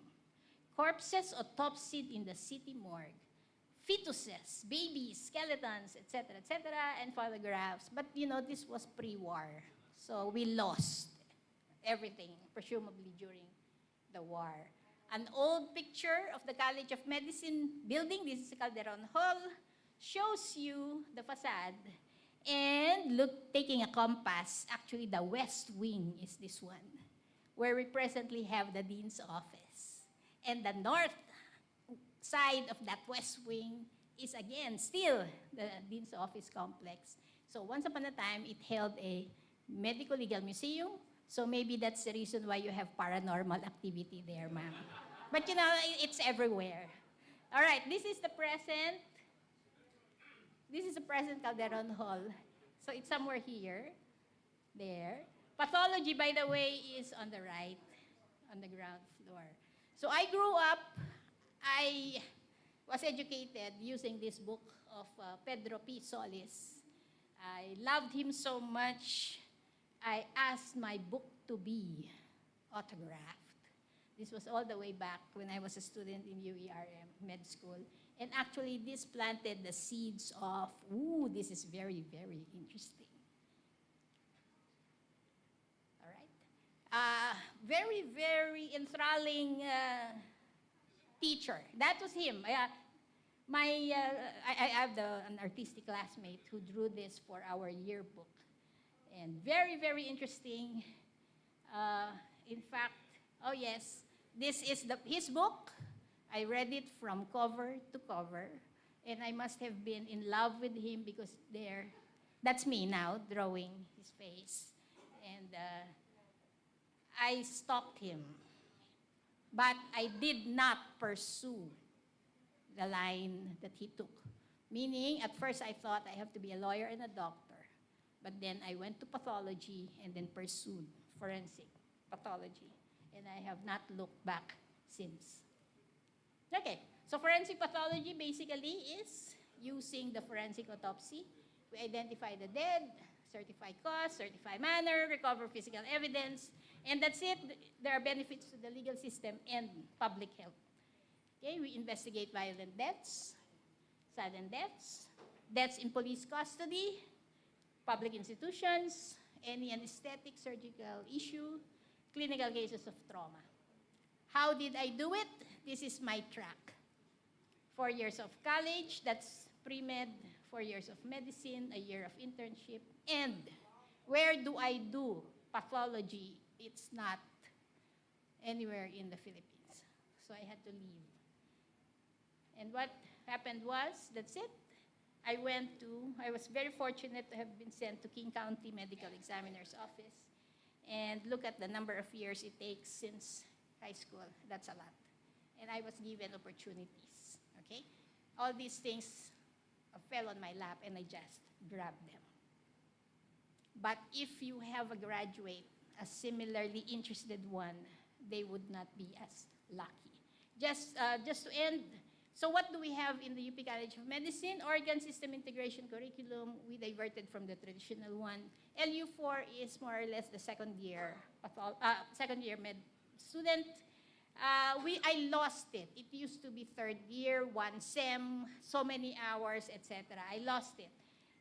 I'm just given several hours, and then this forensic pathology elective is what I have right now, but it's only, 25 students and so on. An hour of trauma pathology, maybe 2 hours of legal med review, but that's about it that I have. And just to briefly, anyway, you have this, what do I talk about? History,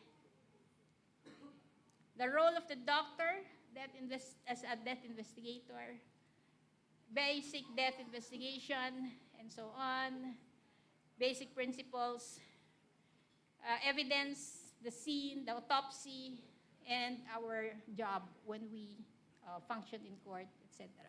This is a slide I show to my students, trying to entice them. They just might be interested. And this would be the usual stuff needed if you want to pursue any forensic science course. Just an old editorial, but you know, it still resounds. Every day, we have issues like this, like you have. How come we have not improved? Once upon a time, I was invited to Taiwan. They were proudly showing off their forensic science new institute. And I asked him, the head, how come you were able to do this? And he told me, oh, just wait for a controversial big case, and then people would realize that it is needed. But then I said, oh, that happens every day in the Philippines, and nobody takes notice. The bill, the FSI, ma'am, unfortunately, I know that it has been refiled over and over and nothing comes out. I will leave you with this. Paglingkuran ng sambayanan is actually serve the people. This was a piece of cloth given to me when I graduated in 1983. And I have taken this to heart. The reason why we are here is we want to serve the Filipino people. Thank you very much.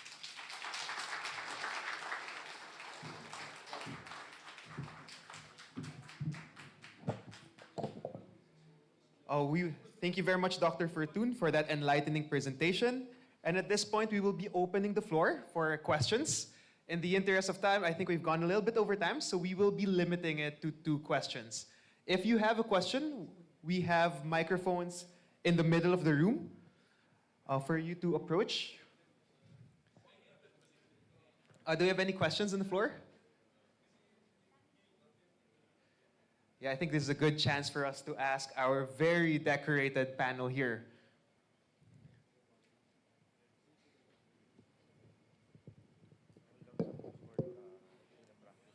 If you're a bit shy to approach the center of the room, you can raise your hand and we will provide a microphone for you.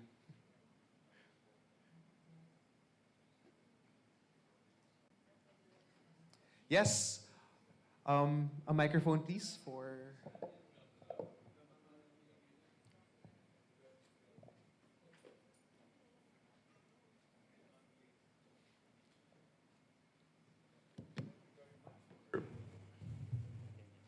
Hello. Thank you very much for those enlightening discourses. But obviously, there's already some groundwork that has been done. And I think, as in most services in government, there is the implementing arm, and there is the thinking arm, or the academic arm. And I think for a program like this to happen, all of this has to be integrated. I think this is the purpose of this morning's affair. So, how do we do this? I think that's a big question. How do we now integrate all of this? Is it with the law? Is it with a new building? Is it with people? I think that's a question that maybe our panelists can interject some inputs into. Thank you very much. Thank you very much, sir. I'll hand it over to the panelists now. Perhaps for the Honorable Congresswoman.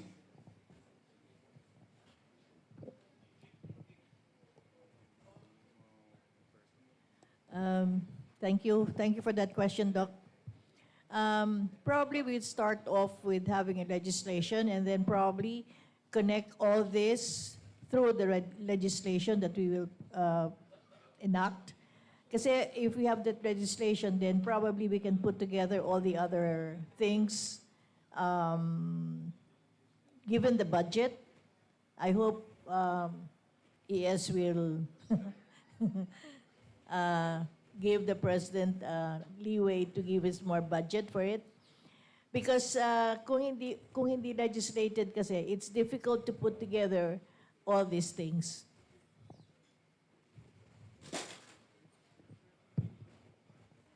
I have 30 years worth of thinking over how exactly do you do it. And yes, we need legislation.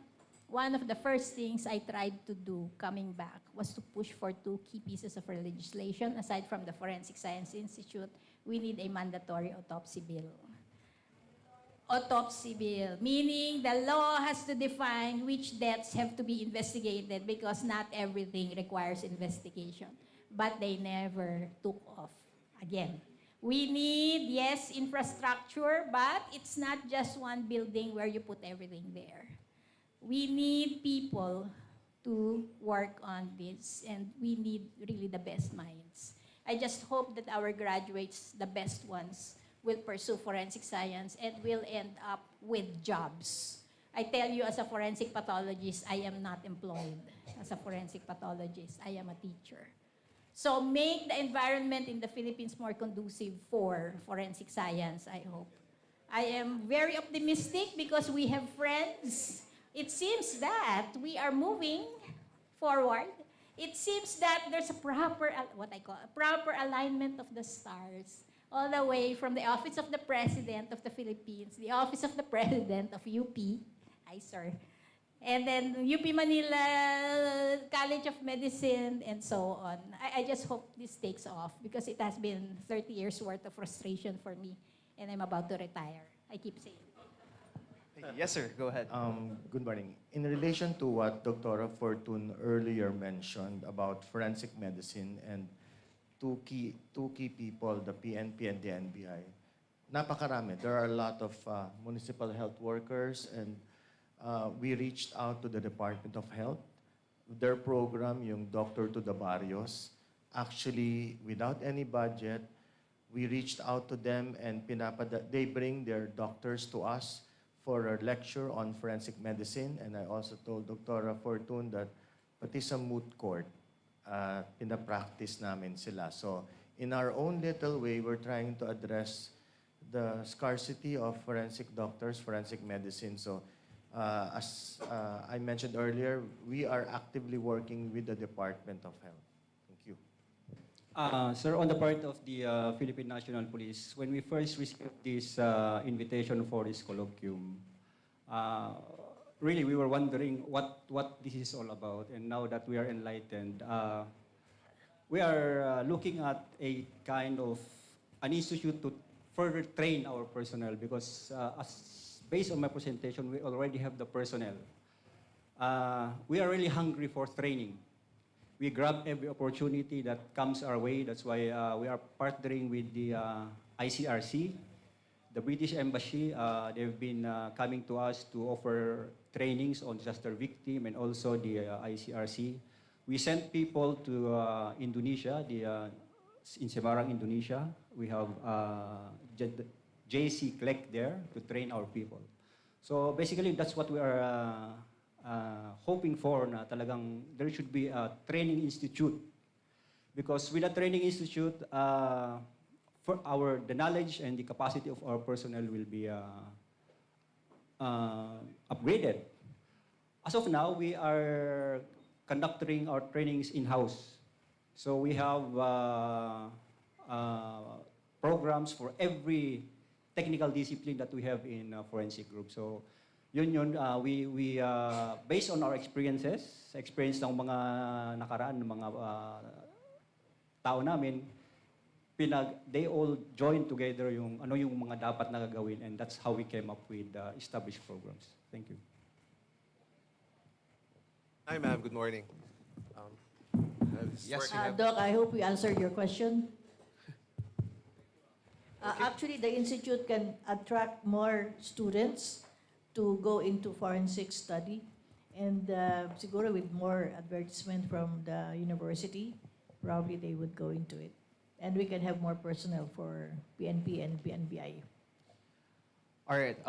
In the interest of time, we have room for one last question. Sir? Yeah, good morning, ma'am. Ma'am, I was your student before at the UP College of Law, Dr. Fortune. I won't say the year because it's indicative of certain things. But I'm currently with the Department of Budget and Management. So just to give us an idea, because what we do in the DBM with Yusek Wong is we look at the staffing patterns and we try to study how we can help and support different parts of the national government.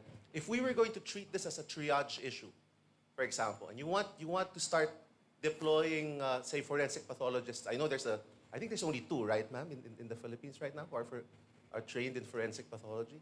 With formal training. With formal training. So, ma'am, if you wanted to spread some kind of number of experts around the country, how many would we deploy per region, per city? How do we start? Like, if we were, do we get like volunteers and then train them? Start that way. If we were not to wait for a law, because that's such a challenge to wait for legislation.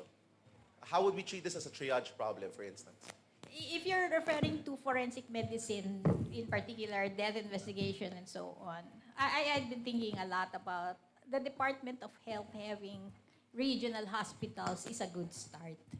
Each regional hospital must have a morgue to begin with. You know that in the Philippines, everybody depends on private funeral parlors because they don't have morgues. That's so basic. All right, so start there. Equipped it, and then what about people? I don't think we can wait for forensic pathologists. Dr. Lim is presently the president of PSP. How nice. Alignment of the stars. Anyway, the thing is, we are such a small group also, not even 1,000 pathologists. And then, how do you train people from pathology to forensic pathology? I don't think you will have the numbers for that. That's why we're looking at tapping existing medical legal officers, aside from recruiting doctors and then giving them a master's degree, or at least training them, giving them the basics in death investigation. You can start somewhere.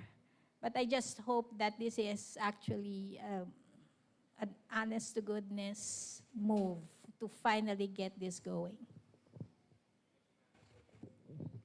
Sir, this is Dr. Papa again from the NBI, and he mentioned that he was with the Department of Budget and Management.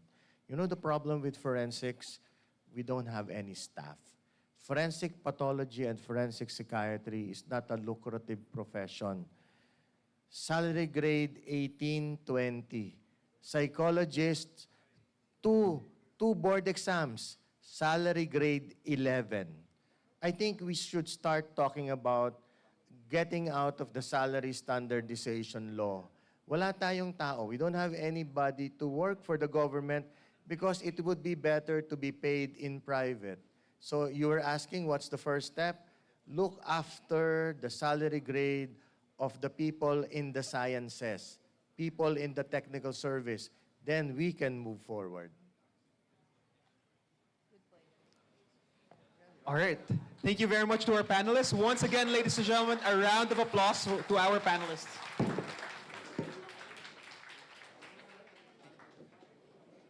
Before we close, may we ask for the panelists to stand here for a photo opportunity?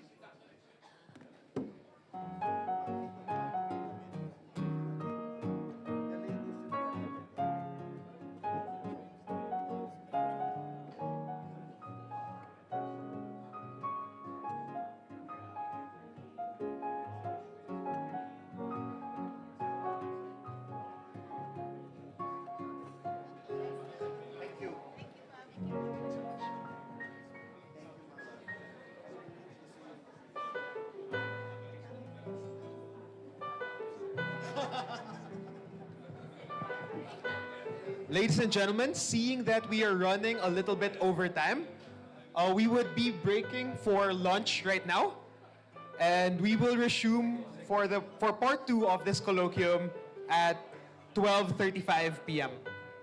35. So once again, we will be taking a break as well from our live stream, and we will be back at 12:35 for part 2 of our colloquium. Thank you.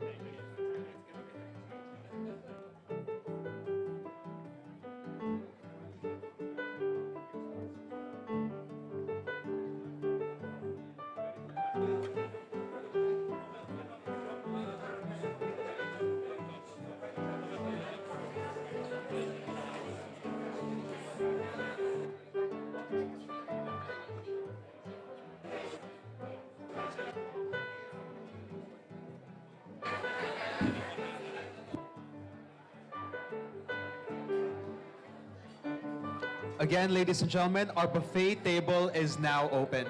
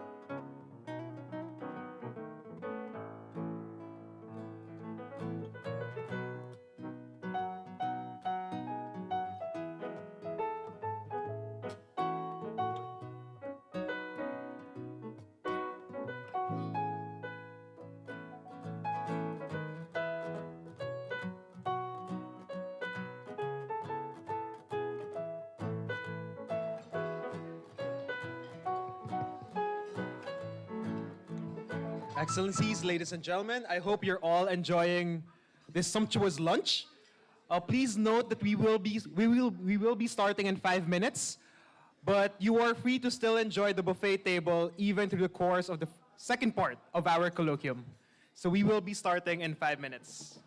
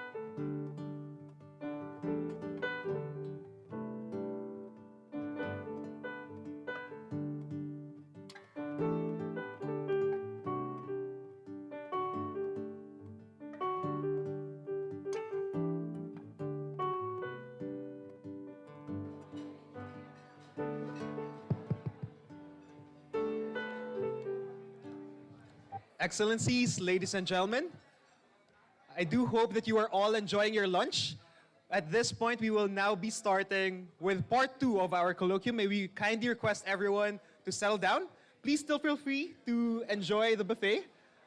But if we could all settle down so we can proceed with the second part.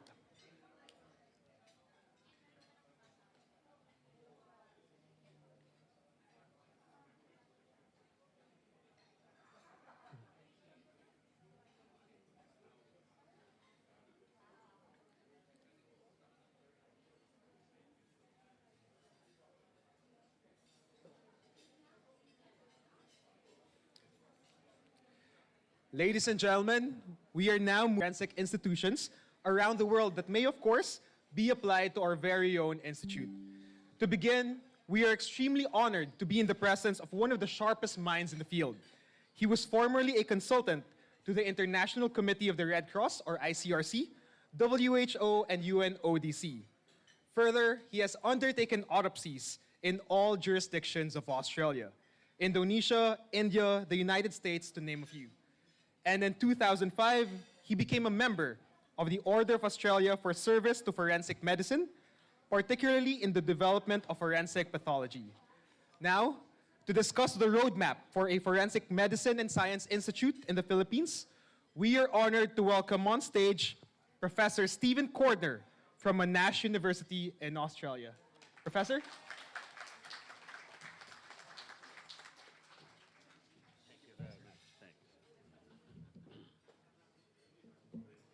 Well, ladies and gentlemen, there is one truth that you can gather from that photo, and that is that forensic medicine ages you very quickly.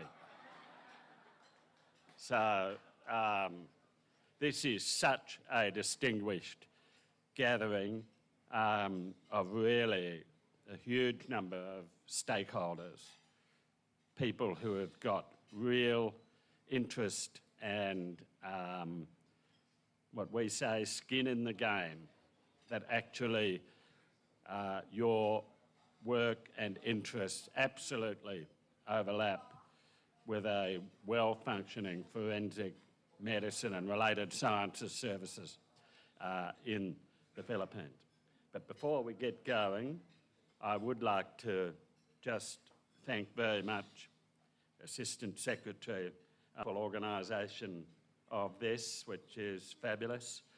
And I can't continue also without acknowledging the presence of His Excellency, the Mala met in Geneva with the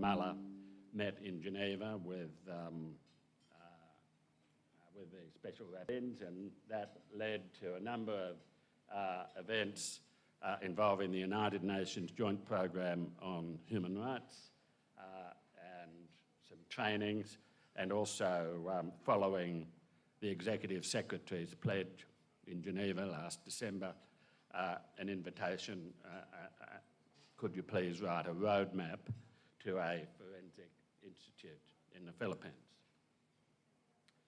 I'm not going to dwell on this, but I just want to say it was just music to my ears to be asked to write such a document, because the central feature of my professional life has been, starts really from being the first person appointed to run the Victorian Institute of Forensic Medicine.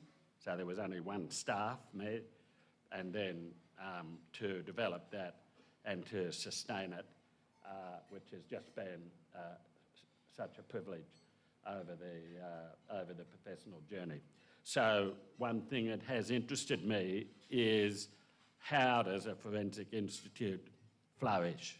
How does forensic medicine flourish? How do you make it as relevant as it can be and as contributory as it can be to the needs of the community within which it works? That's a task.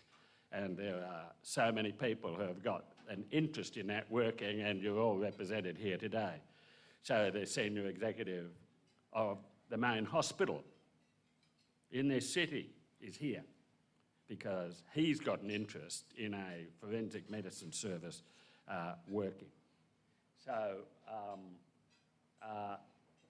my job was to write a roadmap.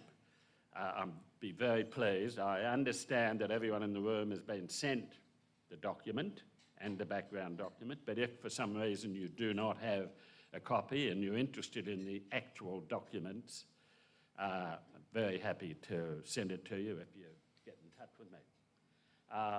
So the first pledge made by the Executive Secretary in Geneva refers to the importance of reinforcing accountability by the establishment of an Institute for Forensic Science. Now, I'm just going to fast, okay, I won't. And the very first recommendation was, because of the word training there in the pledge, and was that it seemed to me useful for the pledge to be clarified, to ensure that the Institute was operational. So we heard this morning from the Executive Secretary that there will be an operational independent institute of forensic medicine and related sciences established in accordance with the Minnesota Protocol. And what does that actually mean, being in accordance with the Minnesota Protocol?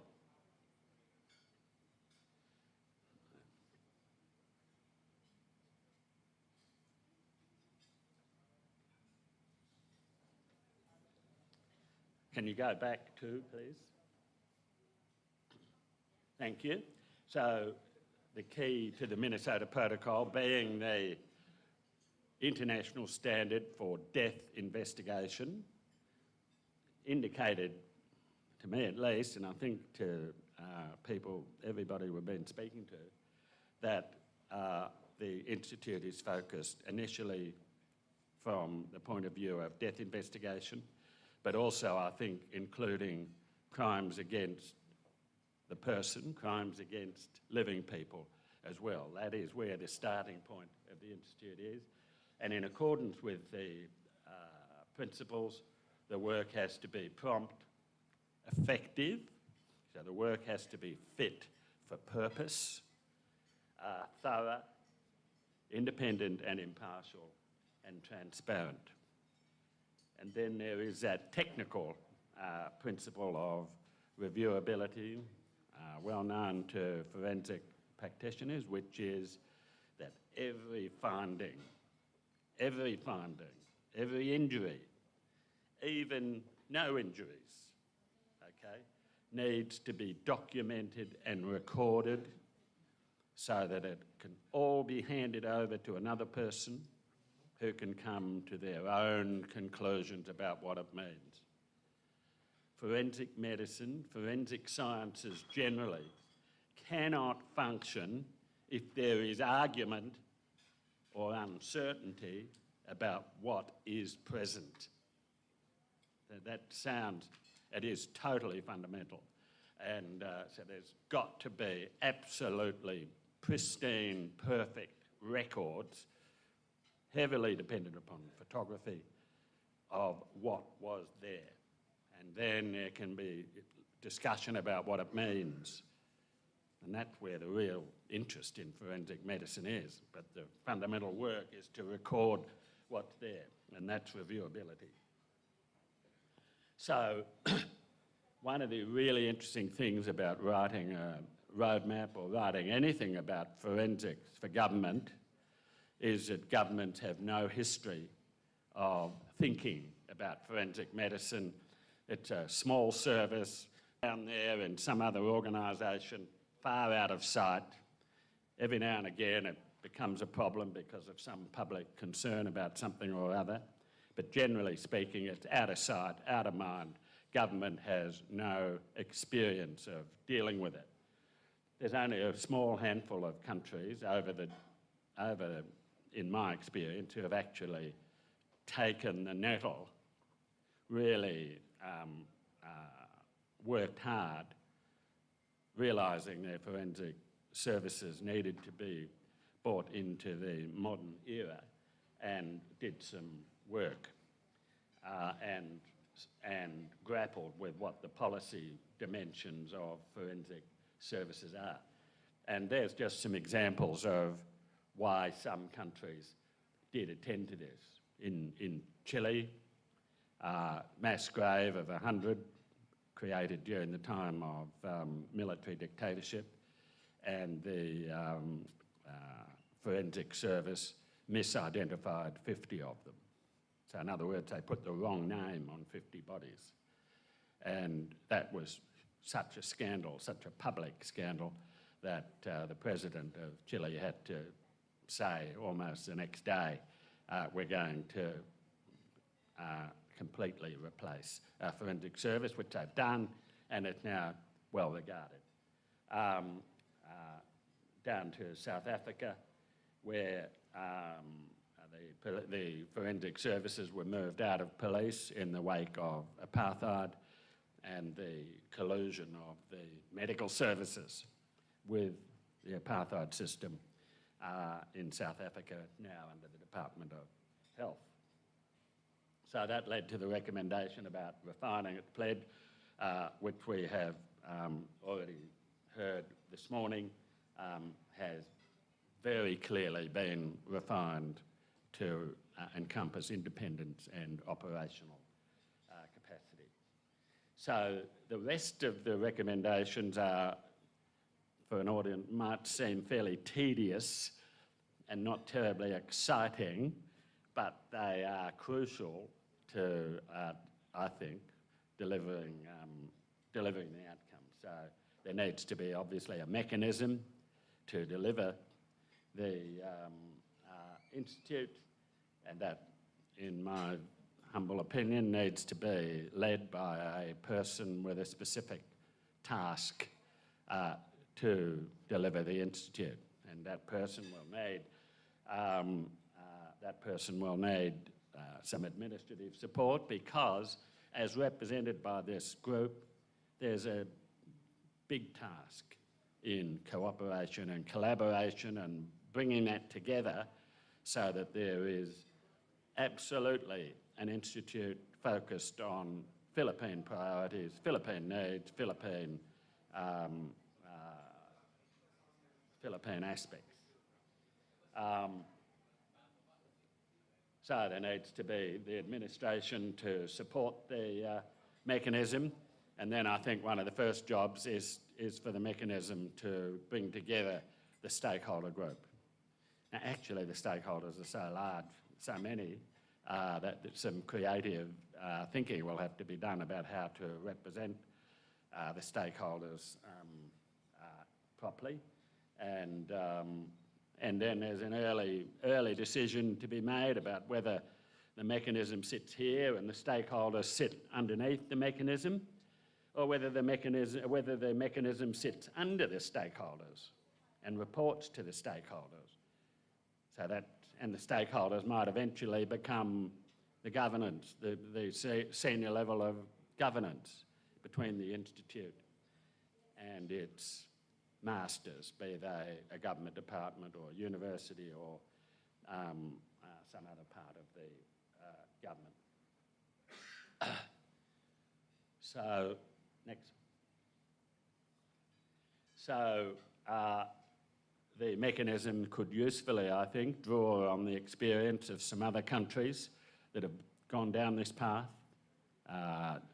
embarked on this journey.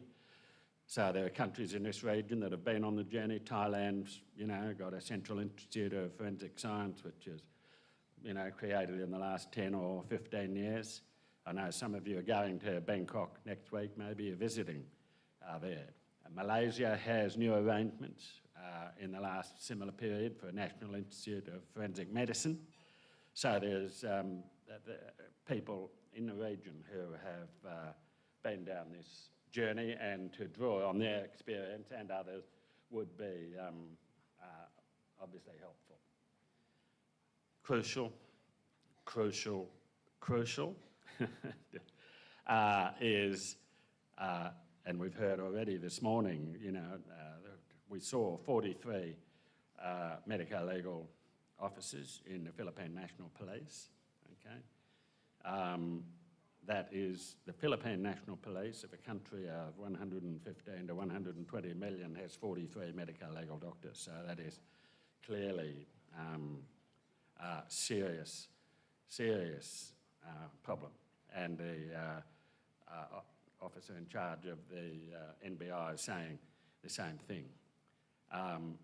The doctors, those medico-legal officers who face the hurdles that we've heard about today have the standing of general medical family practitioners. That's a standing they have in terms of the overall system.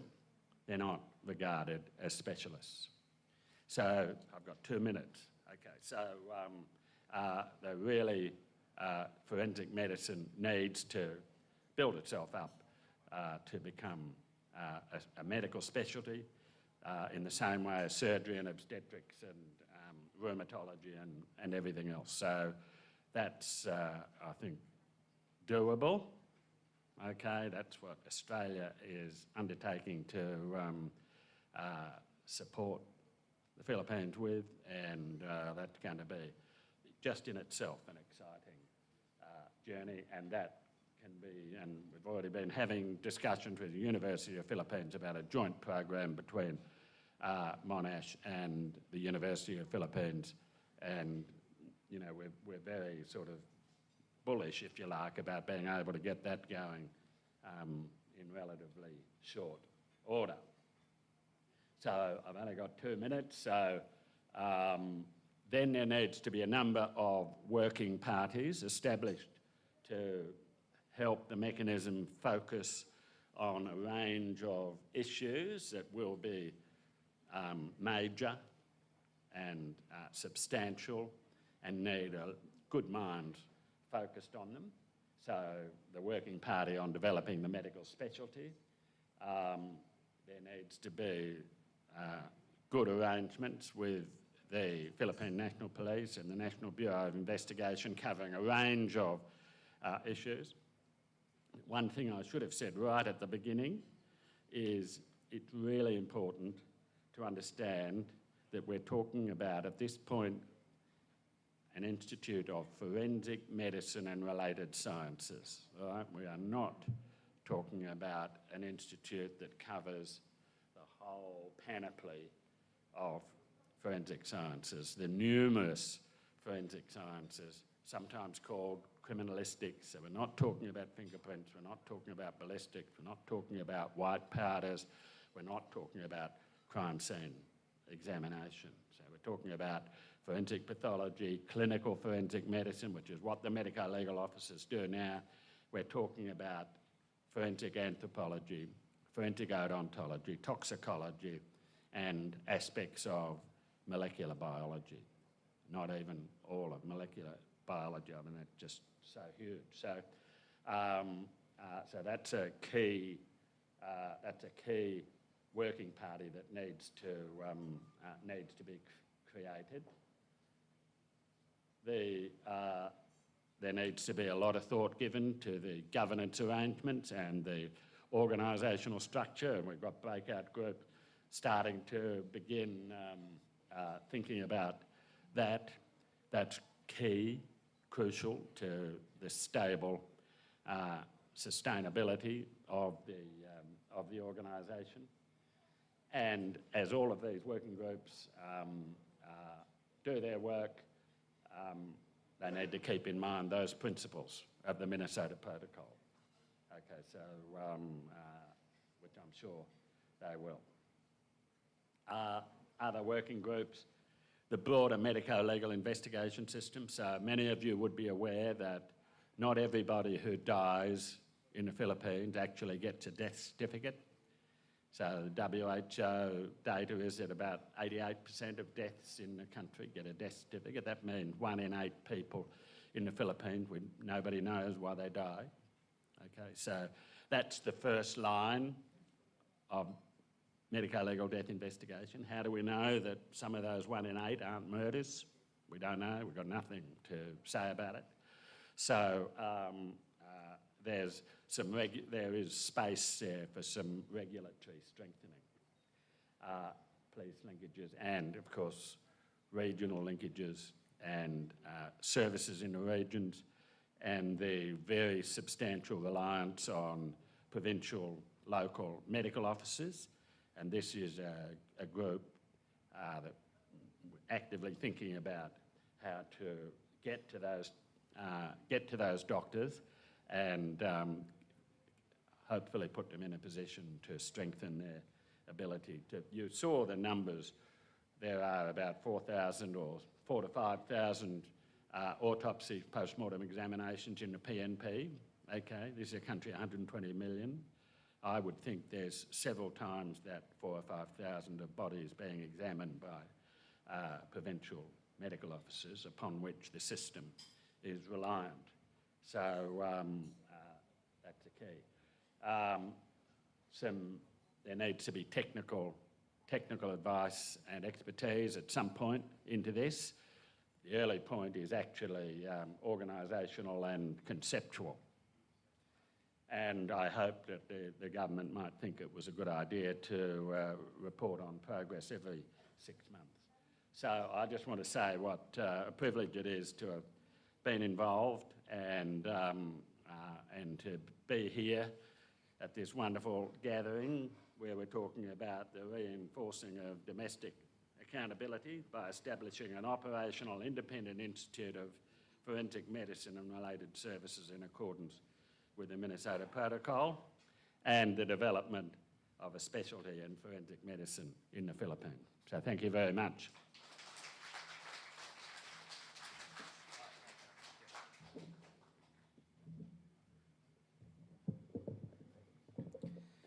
Thank you very much, Dr. Cordner, for those valuable recommendations to ensure that we have a capable, competent, and sustainable forensics institute.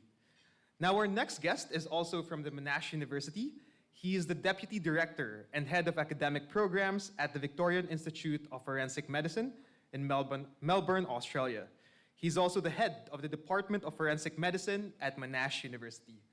Now, to give us a glimpse of best practices in forensics training and capacity building, we would like to call on Professor Richard Bassett.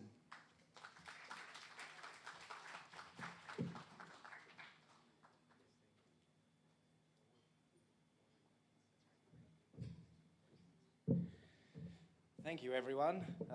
Excellencies, special guests, ladies and gentlemen, g'day. I must say that photograph, Stephen's photograph makes him look old. That's a photograph of me during COVID with the beard, because I never had to see anyone. And I think the hospitality of the Philippines this week, I think I've put on about 10 kilos compared to that photograph. So it's been an absolutely wonderful, eye-opening privilege to be here. We've had an amazing week of eventful meetings, and we are all very grateful for the support of the Australian Embassy and for support of the Philippine government and for the support of University of the Philippines in our meetings with PNP and the Chief Justice. It's just been an incredible opportunity for us to understand your system a little bit and perhaps see what we can offer to do to help. So I'm actually a dentist. I'm a forensic dentist. I've been a working forensic dentist for the majority of my career. I've worked in mass disasters in many locations around the world, and now I focus myself on research and teaching in the world of forensic medicine. So that is how I've come to be in the position I am now. And I think that, go that way. There we go. So the topic of my conversation is about capacity building and education. I run forensic education in Monash University in Australia. It's the only place in Australia that has this sort of education. It's the only place in the region that has this sort of education available for people. And I think we have a real opportunity to develop a similar system of education and training here in the Philippines.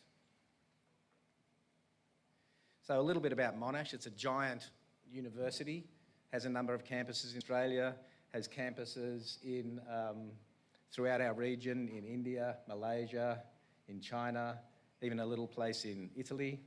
And we have huge numbers of students, but I must say, in visiting the UP campus yesterday, it is bigger and more space and more beautiful than Monash.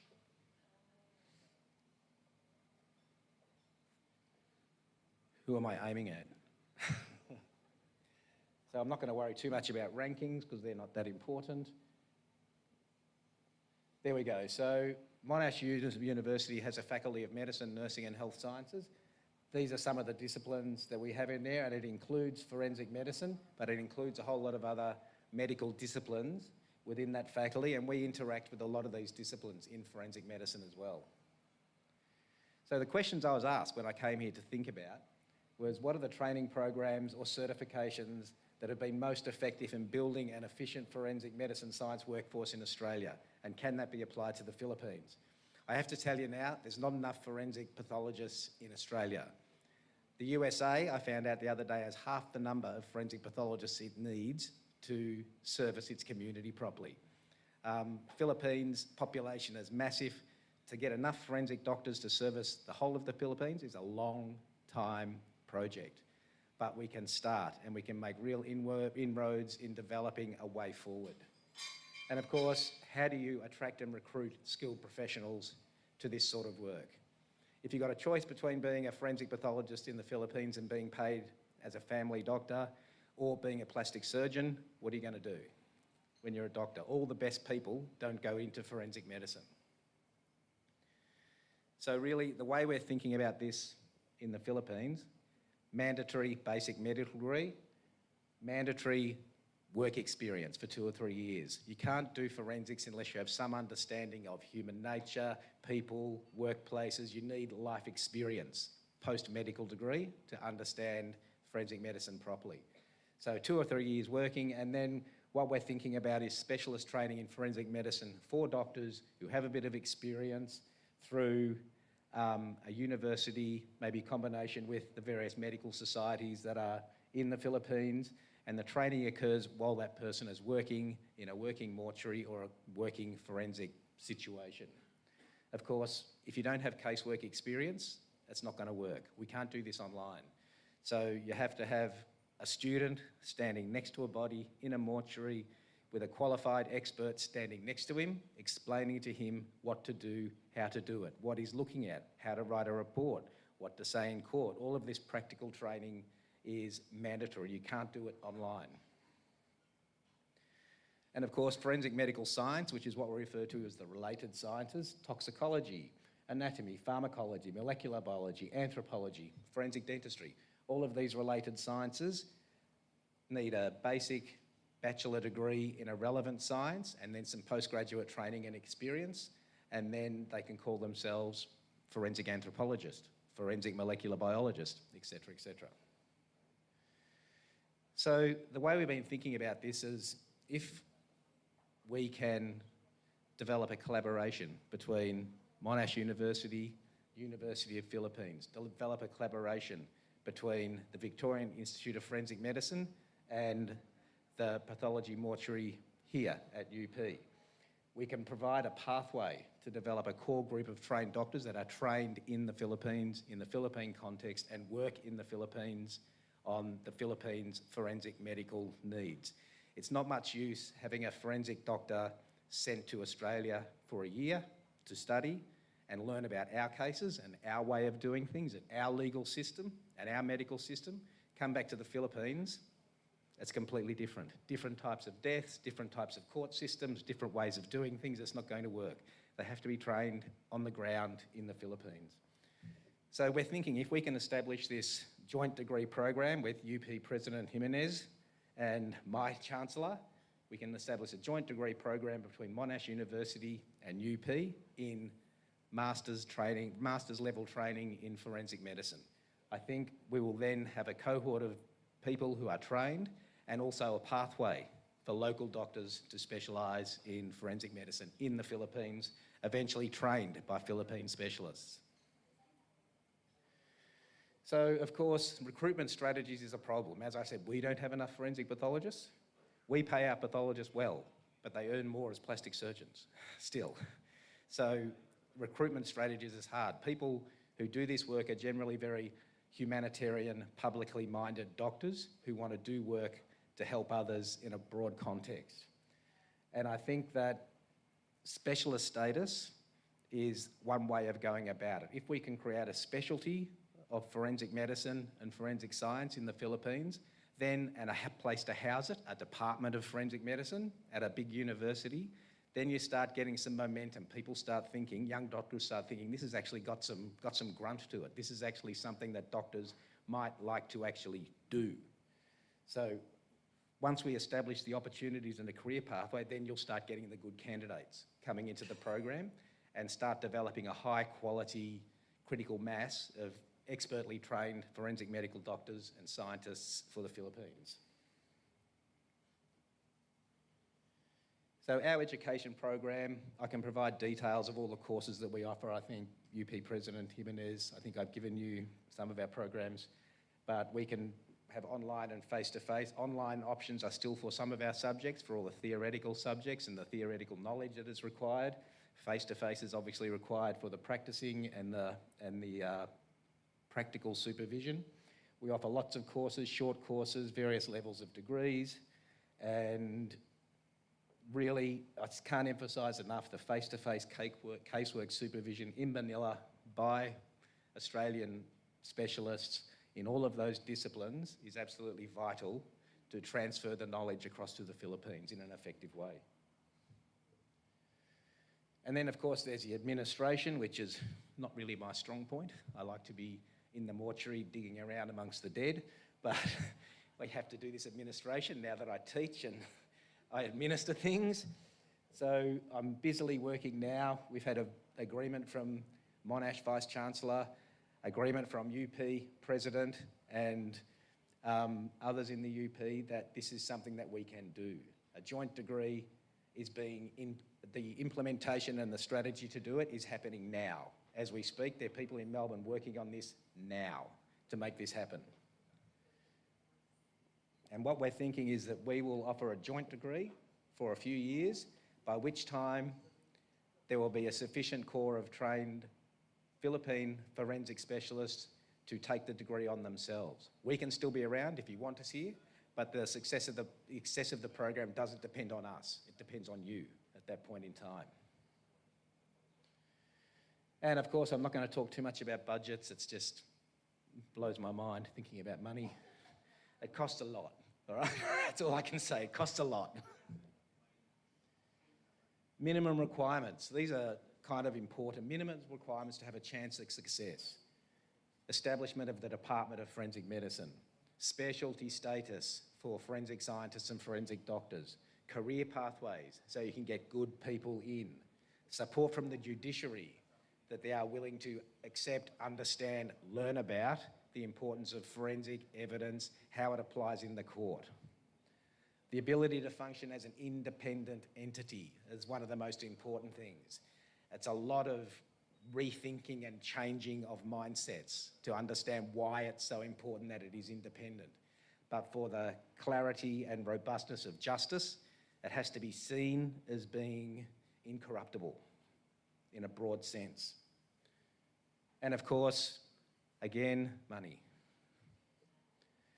Benefits, long-term benefits, and this is beyond the simple matter of cause and manner of death. So we have reliable, robust, independent forensic death investigation, reliable and robust forensic examination for living victims of assault, child abuse. This leads to robust justice outcomes because the evidence is a true representation of what happened and in many cases, who did it. Safe convictions and appropriate acquittals. Convicting the people that need to be acquitted, not convicting the people who are innocent, not letting go the people who are guilty. Very, very important. And more broadly than that, contribution to public health and safety through the data-driven research we're able to do in all sorts of causes of death, the epidemiology of death in general, not just violent death or accidental death. One of the biggest things, two biggest things, point 5 and 6, public confidence in the rule of law and justice. Having your public understand that what is happening in the forensic world and the criminal justice system is fair and true and transparent. And that leads, of course, to the enhanced international reputation for the Philippines in terms of human rights. And last but not least, one of my favourite things to do, well-developed ability to respond to mass fatality events. If we have a Department of Forensic Medicine in the UP, they will have a team, pathologist, anthropologist, forensic dentist, mortuary technician, who can be deployed to the site of these mass fatalities and start to organise effective, robust, reliable identification of victims. And I think, did I go backwards then? Yeah, I think I'm done. Thank you.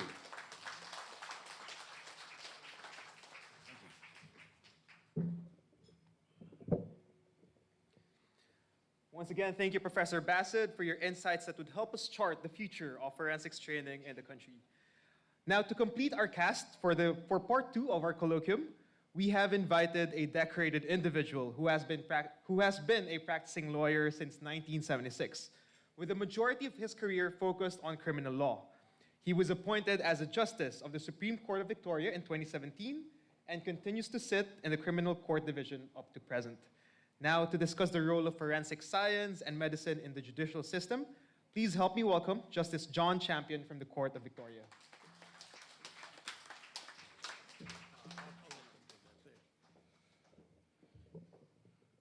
Thank you and good afternoon, everybody. In 1976, which seems such a long time ago, as a newly minted young lawyer, having come from London, I made my first trip to the Philippines with my wife, who I think you've already heard a little bit about. There'd be no way to know what was foreshadowed for me some almost 50 years later, when I stand here in front of this audience of so many important dignitaries on this particular topic. So Executive Secretary Berseman referred to me as half Filipino. I don't claim to have half Filipino blood, but by marriage, yes, you might say that. But I can say this, that my children are half Filipino. And of course, we've associated and visited the Philippines many times over the course of the last 40 to 50 years. So I've maintained a very strong interest in the country and the development of the country. And I have, if I might say, a personal interest in the success of this country. We really come here, I suppose, in a sense of contribution and a sense of respect by Australia towards the Philippine nation. I might just pause for a moment and acknowledge the contribution and presence of Executive Assistant Berseman this morning, and I need to particularly acknowledge the presence of our Ambassador, HKU, who's still present this afternoon, so thank you very much for being here, and all of the dignitaries that are here today. So as I said, we come together in a spirit of cooperation and respect, and if you don't know, we have a very strong diaspora of Filipinos in Australia, particularly in my home state of Victoria. So we want to, of course, maintain the importance and respectful relationship that Australia has with the Philippines, and of course we want everybody to succeed. So thank you for the opportunity to speak to you about this important topic today. As I said, I'm approaching 50 years of work as a practicing lawyer. I'm a courtroom lawyer. I don't know anything about forensic medicine other than what I've learnt really in the journey of being a courtroom lawyer. I have prosecuted and defended criminal cases for between 40 and 50 years. As a Director of Public Prosecutions, I oversaw and directed the cases that my office conducted in Victoria. And later, of course, as a judge of a Superior Court of Record in our state, I continue to deal with criminal cases. So for 40 to 50 years, a courtroom has been my workplace, and the criminal law has been the area of my endeavour. So all of that means that I've had, over the journey of doing many, many criminal cases involving instances of forensic medicine, related sciences and forensic science, I've had hundreds and hundreds of interactions and engagements with this kind of evidence. So I can talk about it and its importance because it's clear to me from my experience that medical and scientific evidence is absolutely critical to get right. By its very nature, this evidence that comes into court by way of the work of experts is often highly persuasive. Well, why is it persuasive? It's because their work and their opinions come from highly qualified, or should be highly qualified, experts. And they talk about matters about which lawyers know very little, comparatively speaking. So their knowledge conveyed by forensic experts has power. And we rely as judges and advocates on their opinions.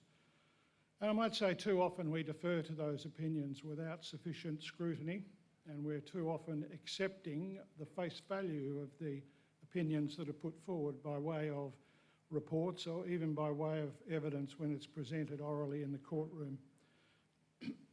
Expert evidence makes a difference. It makes a big difference in cases because the consequences of this kind of evidence going wrong, or by poor work performed at the expert evidence level, or by the misuse or the mismanagement of this evidence in the court system, results in miscarriages of justice, and miscarriages of justice are serious. It happens when a system fails, and it fails for an accused person, as we've heard already briefly, but also importantly, it fails for the people affected by crime. The victims, the relatives, and the friends, as well, ultimately, of course, of the broader community in whose name these criminal proceedings are really brought. So if we have miscarriages of justice, we have bad justice, we have bad outcomes, and ultimately bad outcomes result in the devaluing of the rule of law. The confidence of the community is lost or badly affected. Of course, we have appeal courts. We have appeal courts like you, but as we all know, appeals and extra-curial reviews of cases can take years and decades for some people to pursue and secure their justice. And we know that can be an extremely painful process.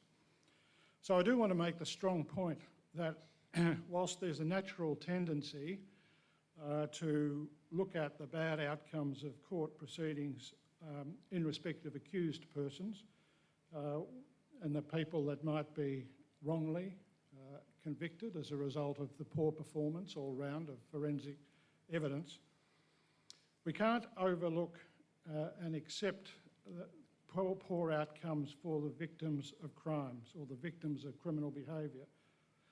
This is very close to my heart, having been a permanent prosecutor that has represented the state, but also alternatively represented victims for many, many years.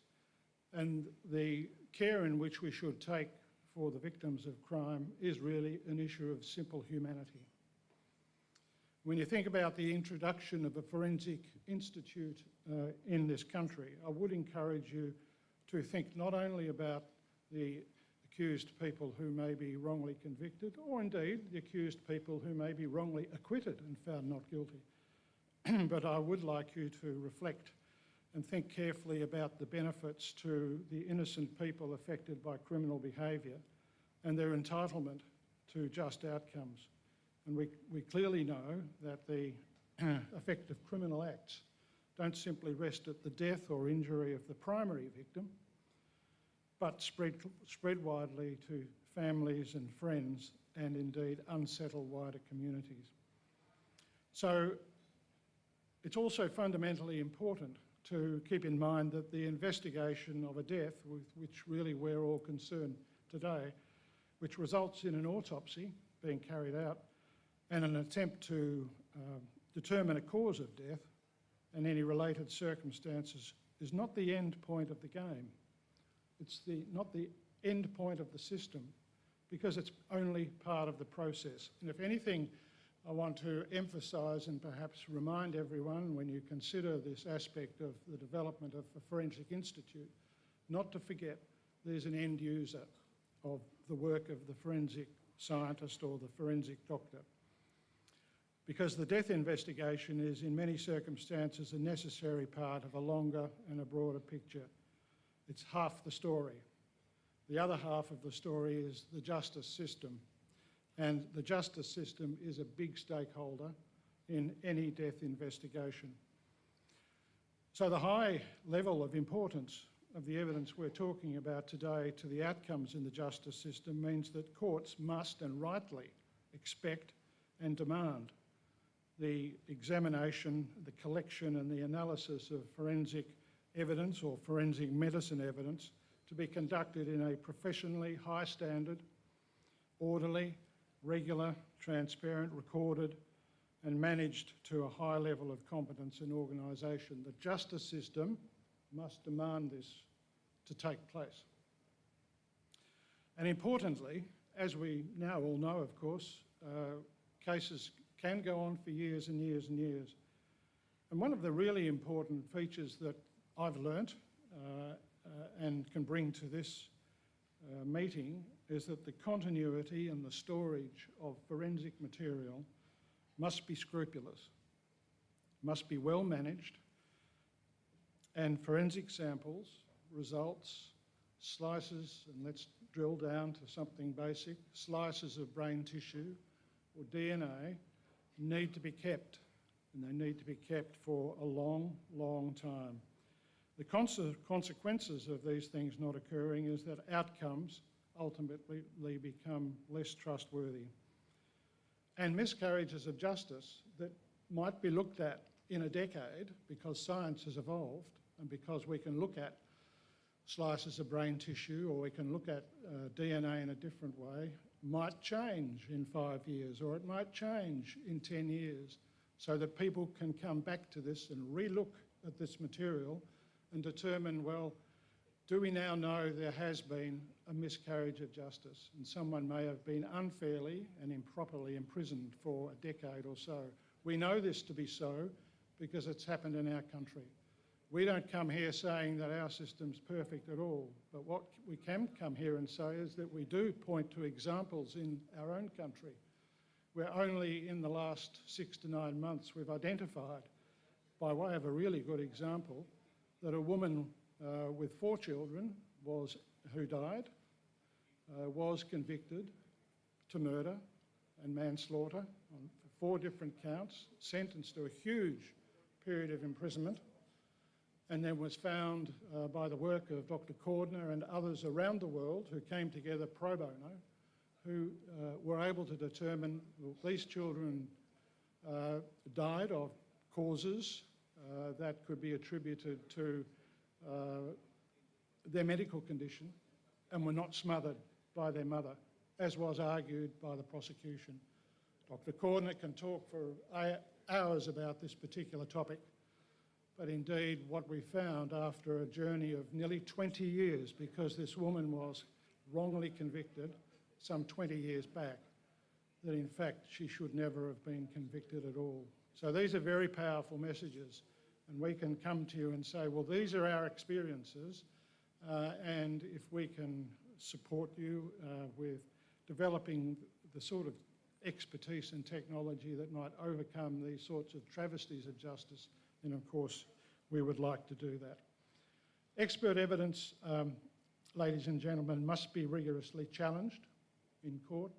Expert witnesses, like my 2 colleagues here, well, they may think their work is sacrosanct, but it's not sacred.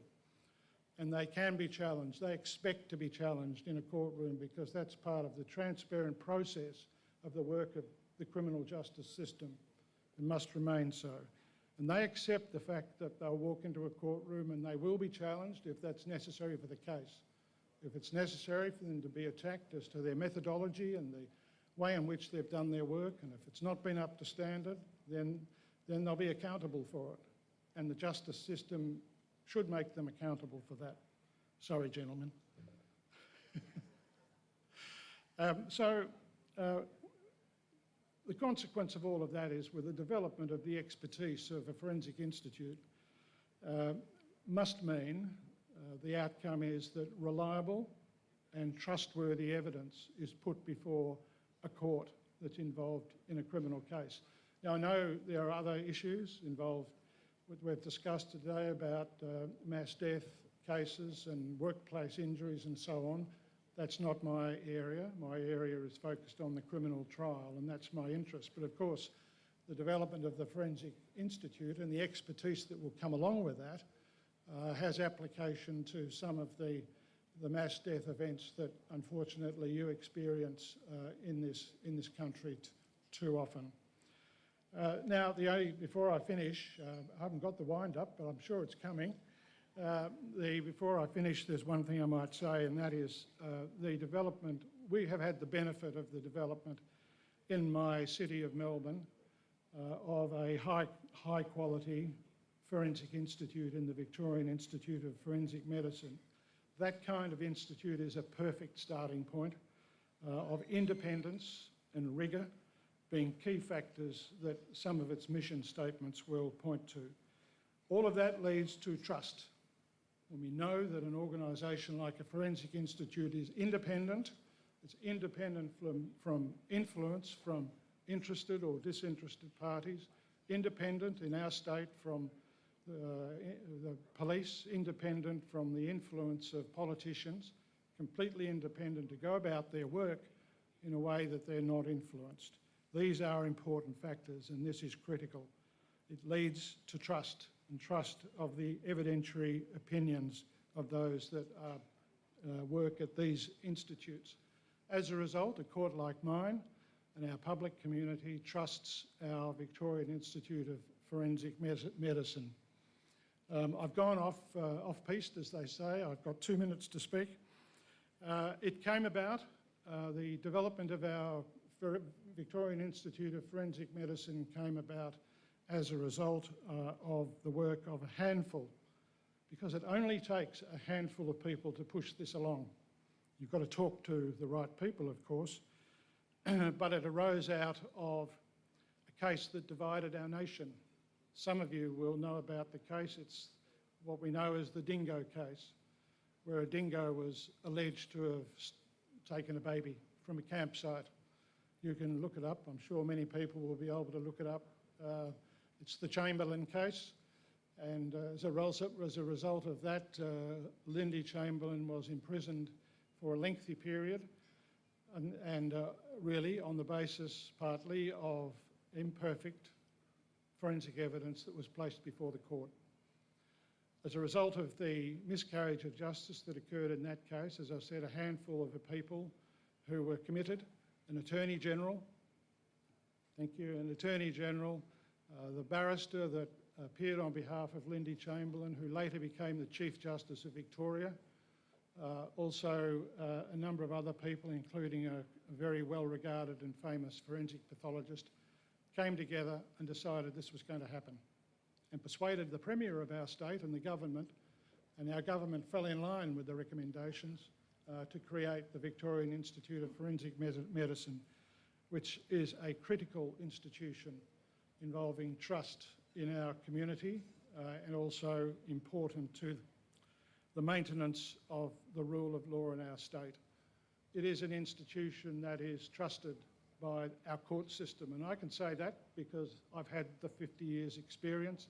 I've seen what it was like before, and I've seen what it was like after the institution of the Victorian Institute.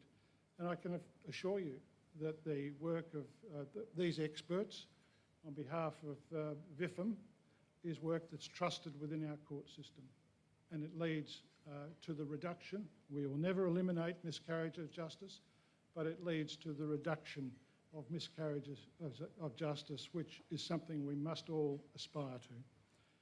Thank you very much, ladies and gentlemen.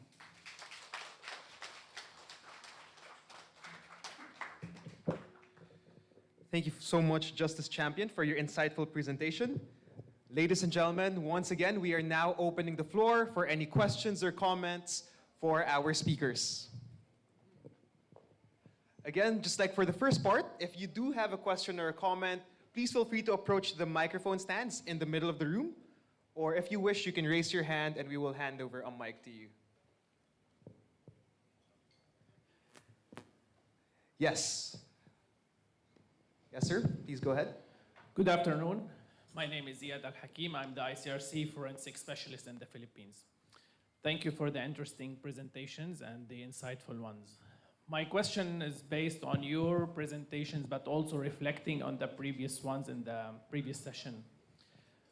When talking about the recommendations for a National Forensic Institute, with the existing forensic capacities in the Philippines, namely the ones in the PNP Forensic Group and the NBI, how do you see integrating these capacities within the Forensic Institute? What are the recommendations?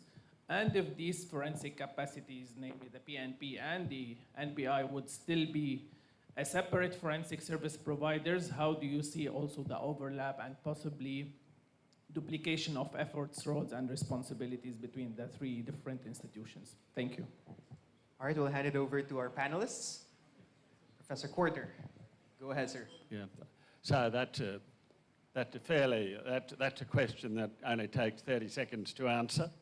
That's a huge question, of course, and that is why one of the recommendations is that there needs to be, the mechanism to implement an institute needs to have working parties to work through some of the issues. There will be very significant issues that will need teasing out as between an institute and PNP and NBI. The first thing to say is, as I mentioned when I was talking, is we're not talking about every single science or technology with the word forensic in front of it. Okay, we're talking about forensic medicine and related sciences. So that is already, reduces something which is huge to something which is more manageable.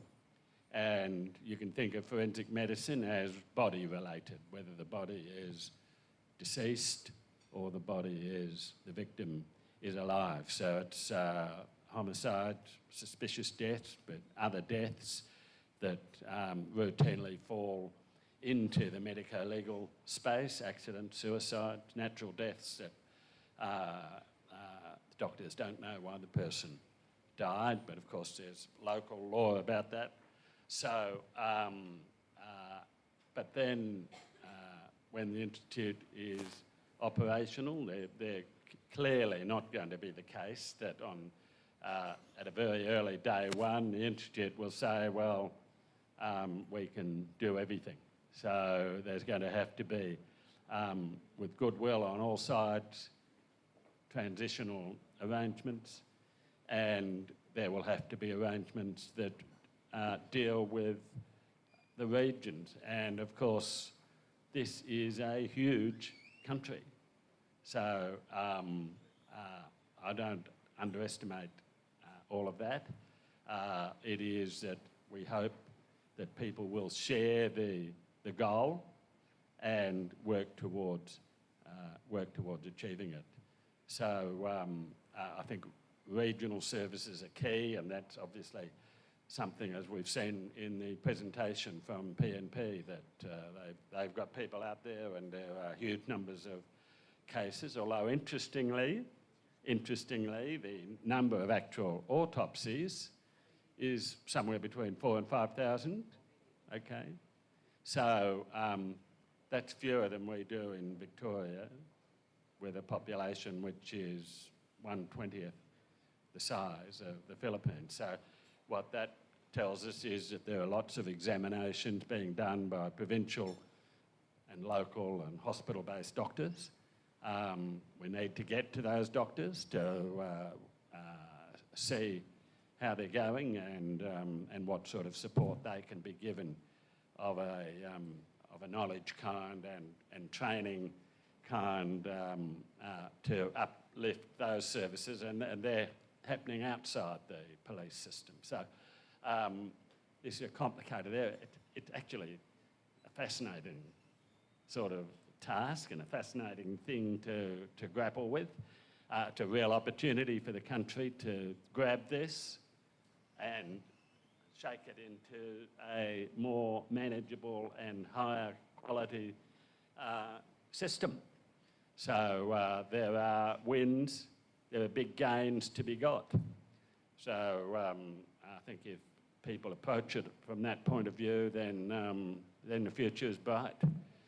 So look, you know, to the extent we can, we're looking forward to being engaged with the Philippines as it embarks upon that journey. So thanks for the question. Thanks for your 30 seconds plus 7 minutes. I'd just like to add that slightly separate from the actual physical institute, but involved deeply with the university postgraduate education, there's absolutely no reason at all why current MBI PMP doctors cannot enrol in this training to get uplifting of their expertise and their performance in forensic medicine and their understanding of the really complicated issues. There's no reason why they can't engage in this training through the joint UP Monash University degree. See, that only was 30 seconds. Justice Champion? I can't add to that. I know how to run a courtroom. I don't know how to run a forensic institute. But I can talk about independence, because that's the key to this. It seems to me that's the key to this whole proposal. Let me give you an example of what I mean by independence. I was, as I said, the Director of Public Prosecutions for 6 to 7 years in Victoria, which was a statutory appointment, appointed by government, of course, but at the same time, a governor, what we call a governor in council appointment, which made me independent. And I needed to be scrupulously independent. And I can say, as an example of what independence means, that no one dared to try and influence me over 6 to 7 years, and I never got a phone call trying to influence me from a politician or a policeman or anyone of the kind. I was never subjected to undue influence. That's what I mean by what independence should mean. And I think that's the keystone of whatever might be developed here. It has to be independent and withstand scrutiny. It must not only be independent, but it must be seen to be independent. And that's an important factor, being seen to be independent. Can I just, it's absolutely wonderful to be involved in a mission of a forensic kind, having a member of the judiciary with us, okay? Because at the end of the day, the judiciary is a consumer, and no judge wants to be involved with a wrong conviction or a wrong acquittal. So judges universally are really keen that the evidence they get is good. So judges, and I know there are judges in the room, have got skin in this game. So and I know it's tricky because the judiciary have to be independent and separate, and they have to be very careful before they get their hands dirty with running something else. So, but creative minds, I hope, will be able to find a way to engage the judiciary in some way with the developments that we're talking about here today. All right, thank you so much for that question. In the interest of time, since we still have an upcoming breakout session, we would now be closing this question and answer portion.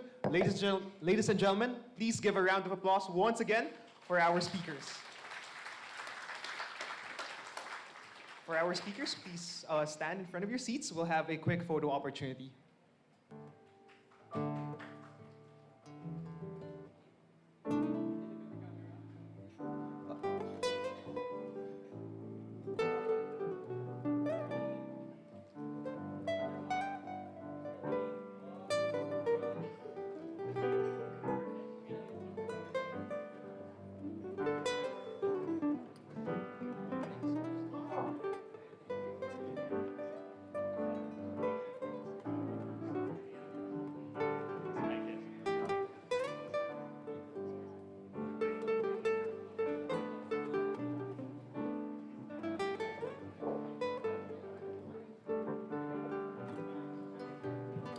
At this point, I would like to thank everyone watching online for taking part in our colloquium this afternoon.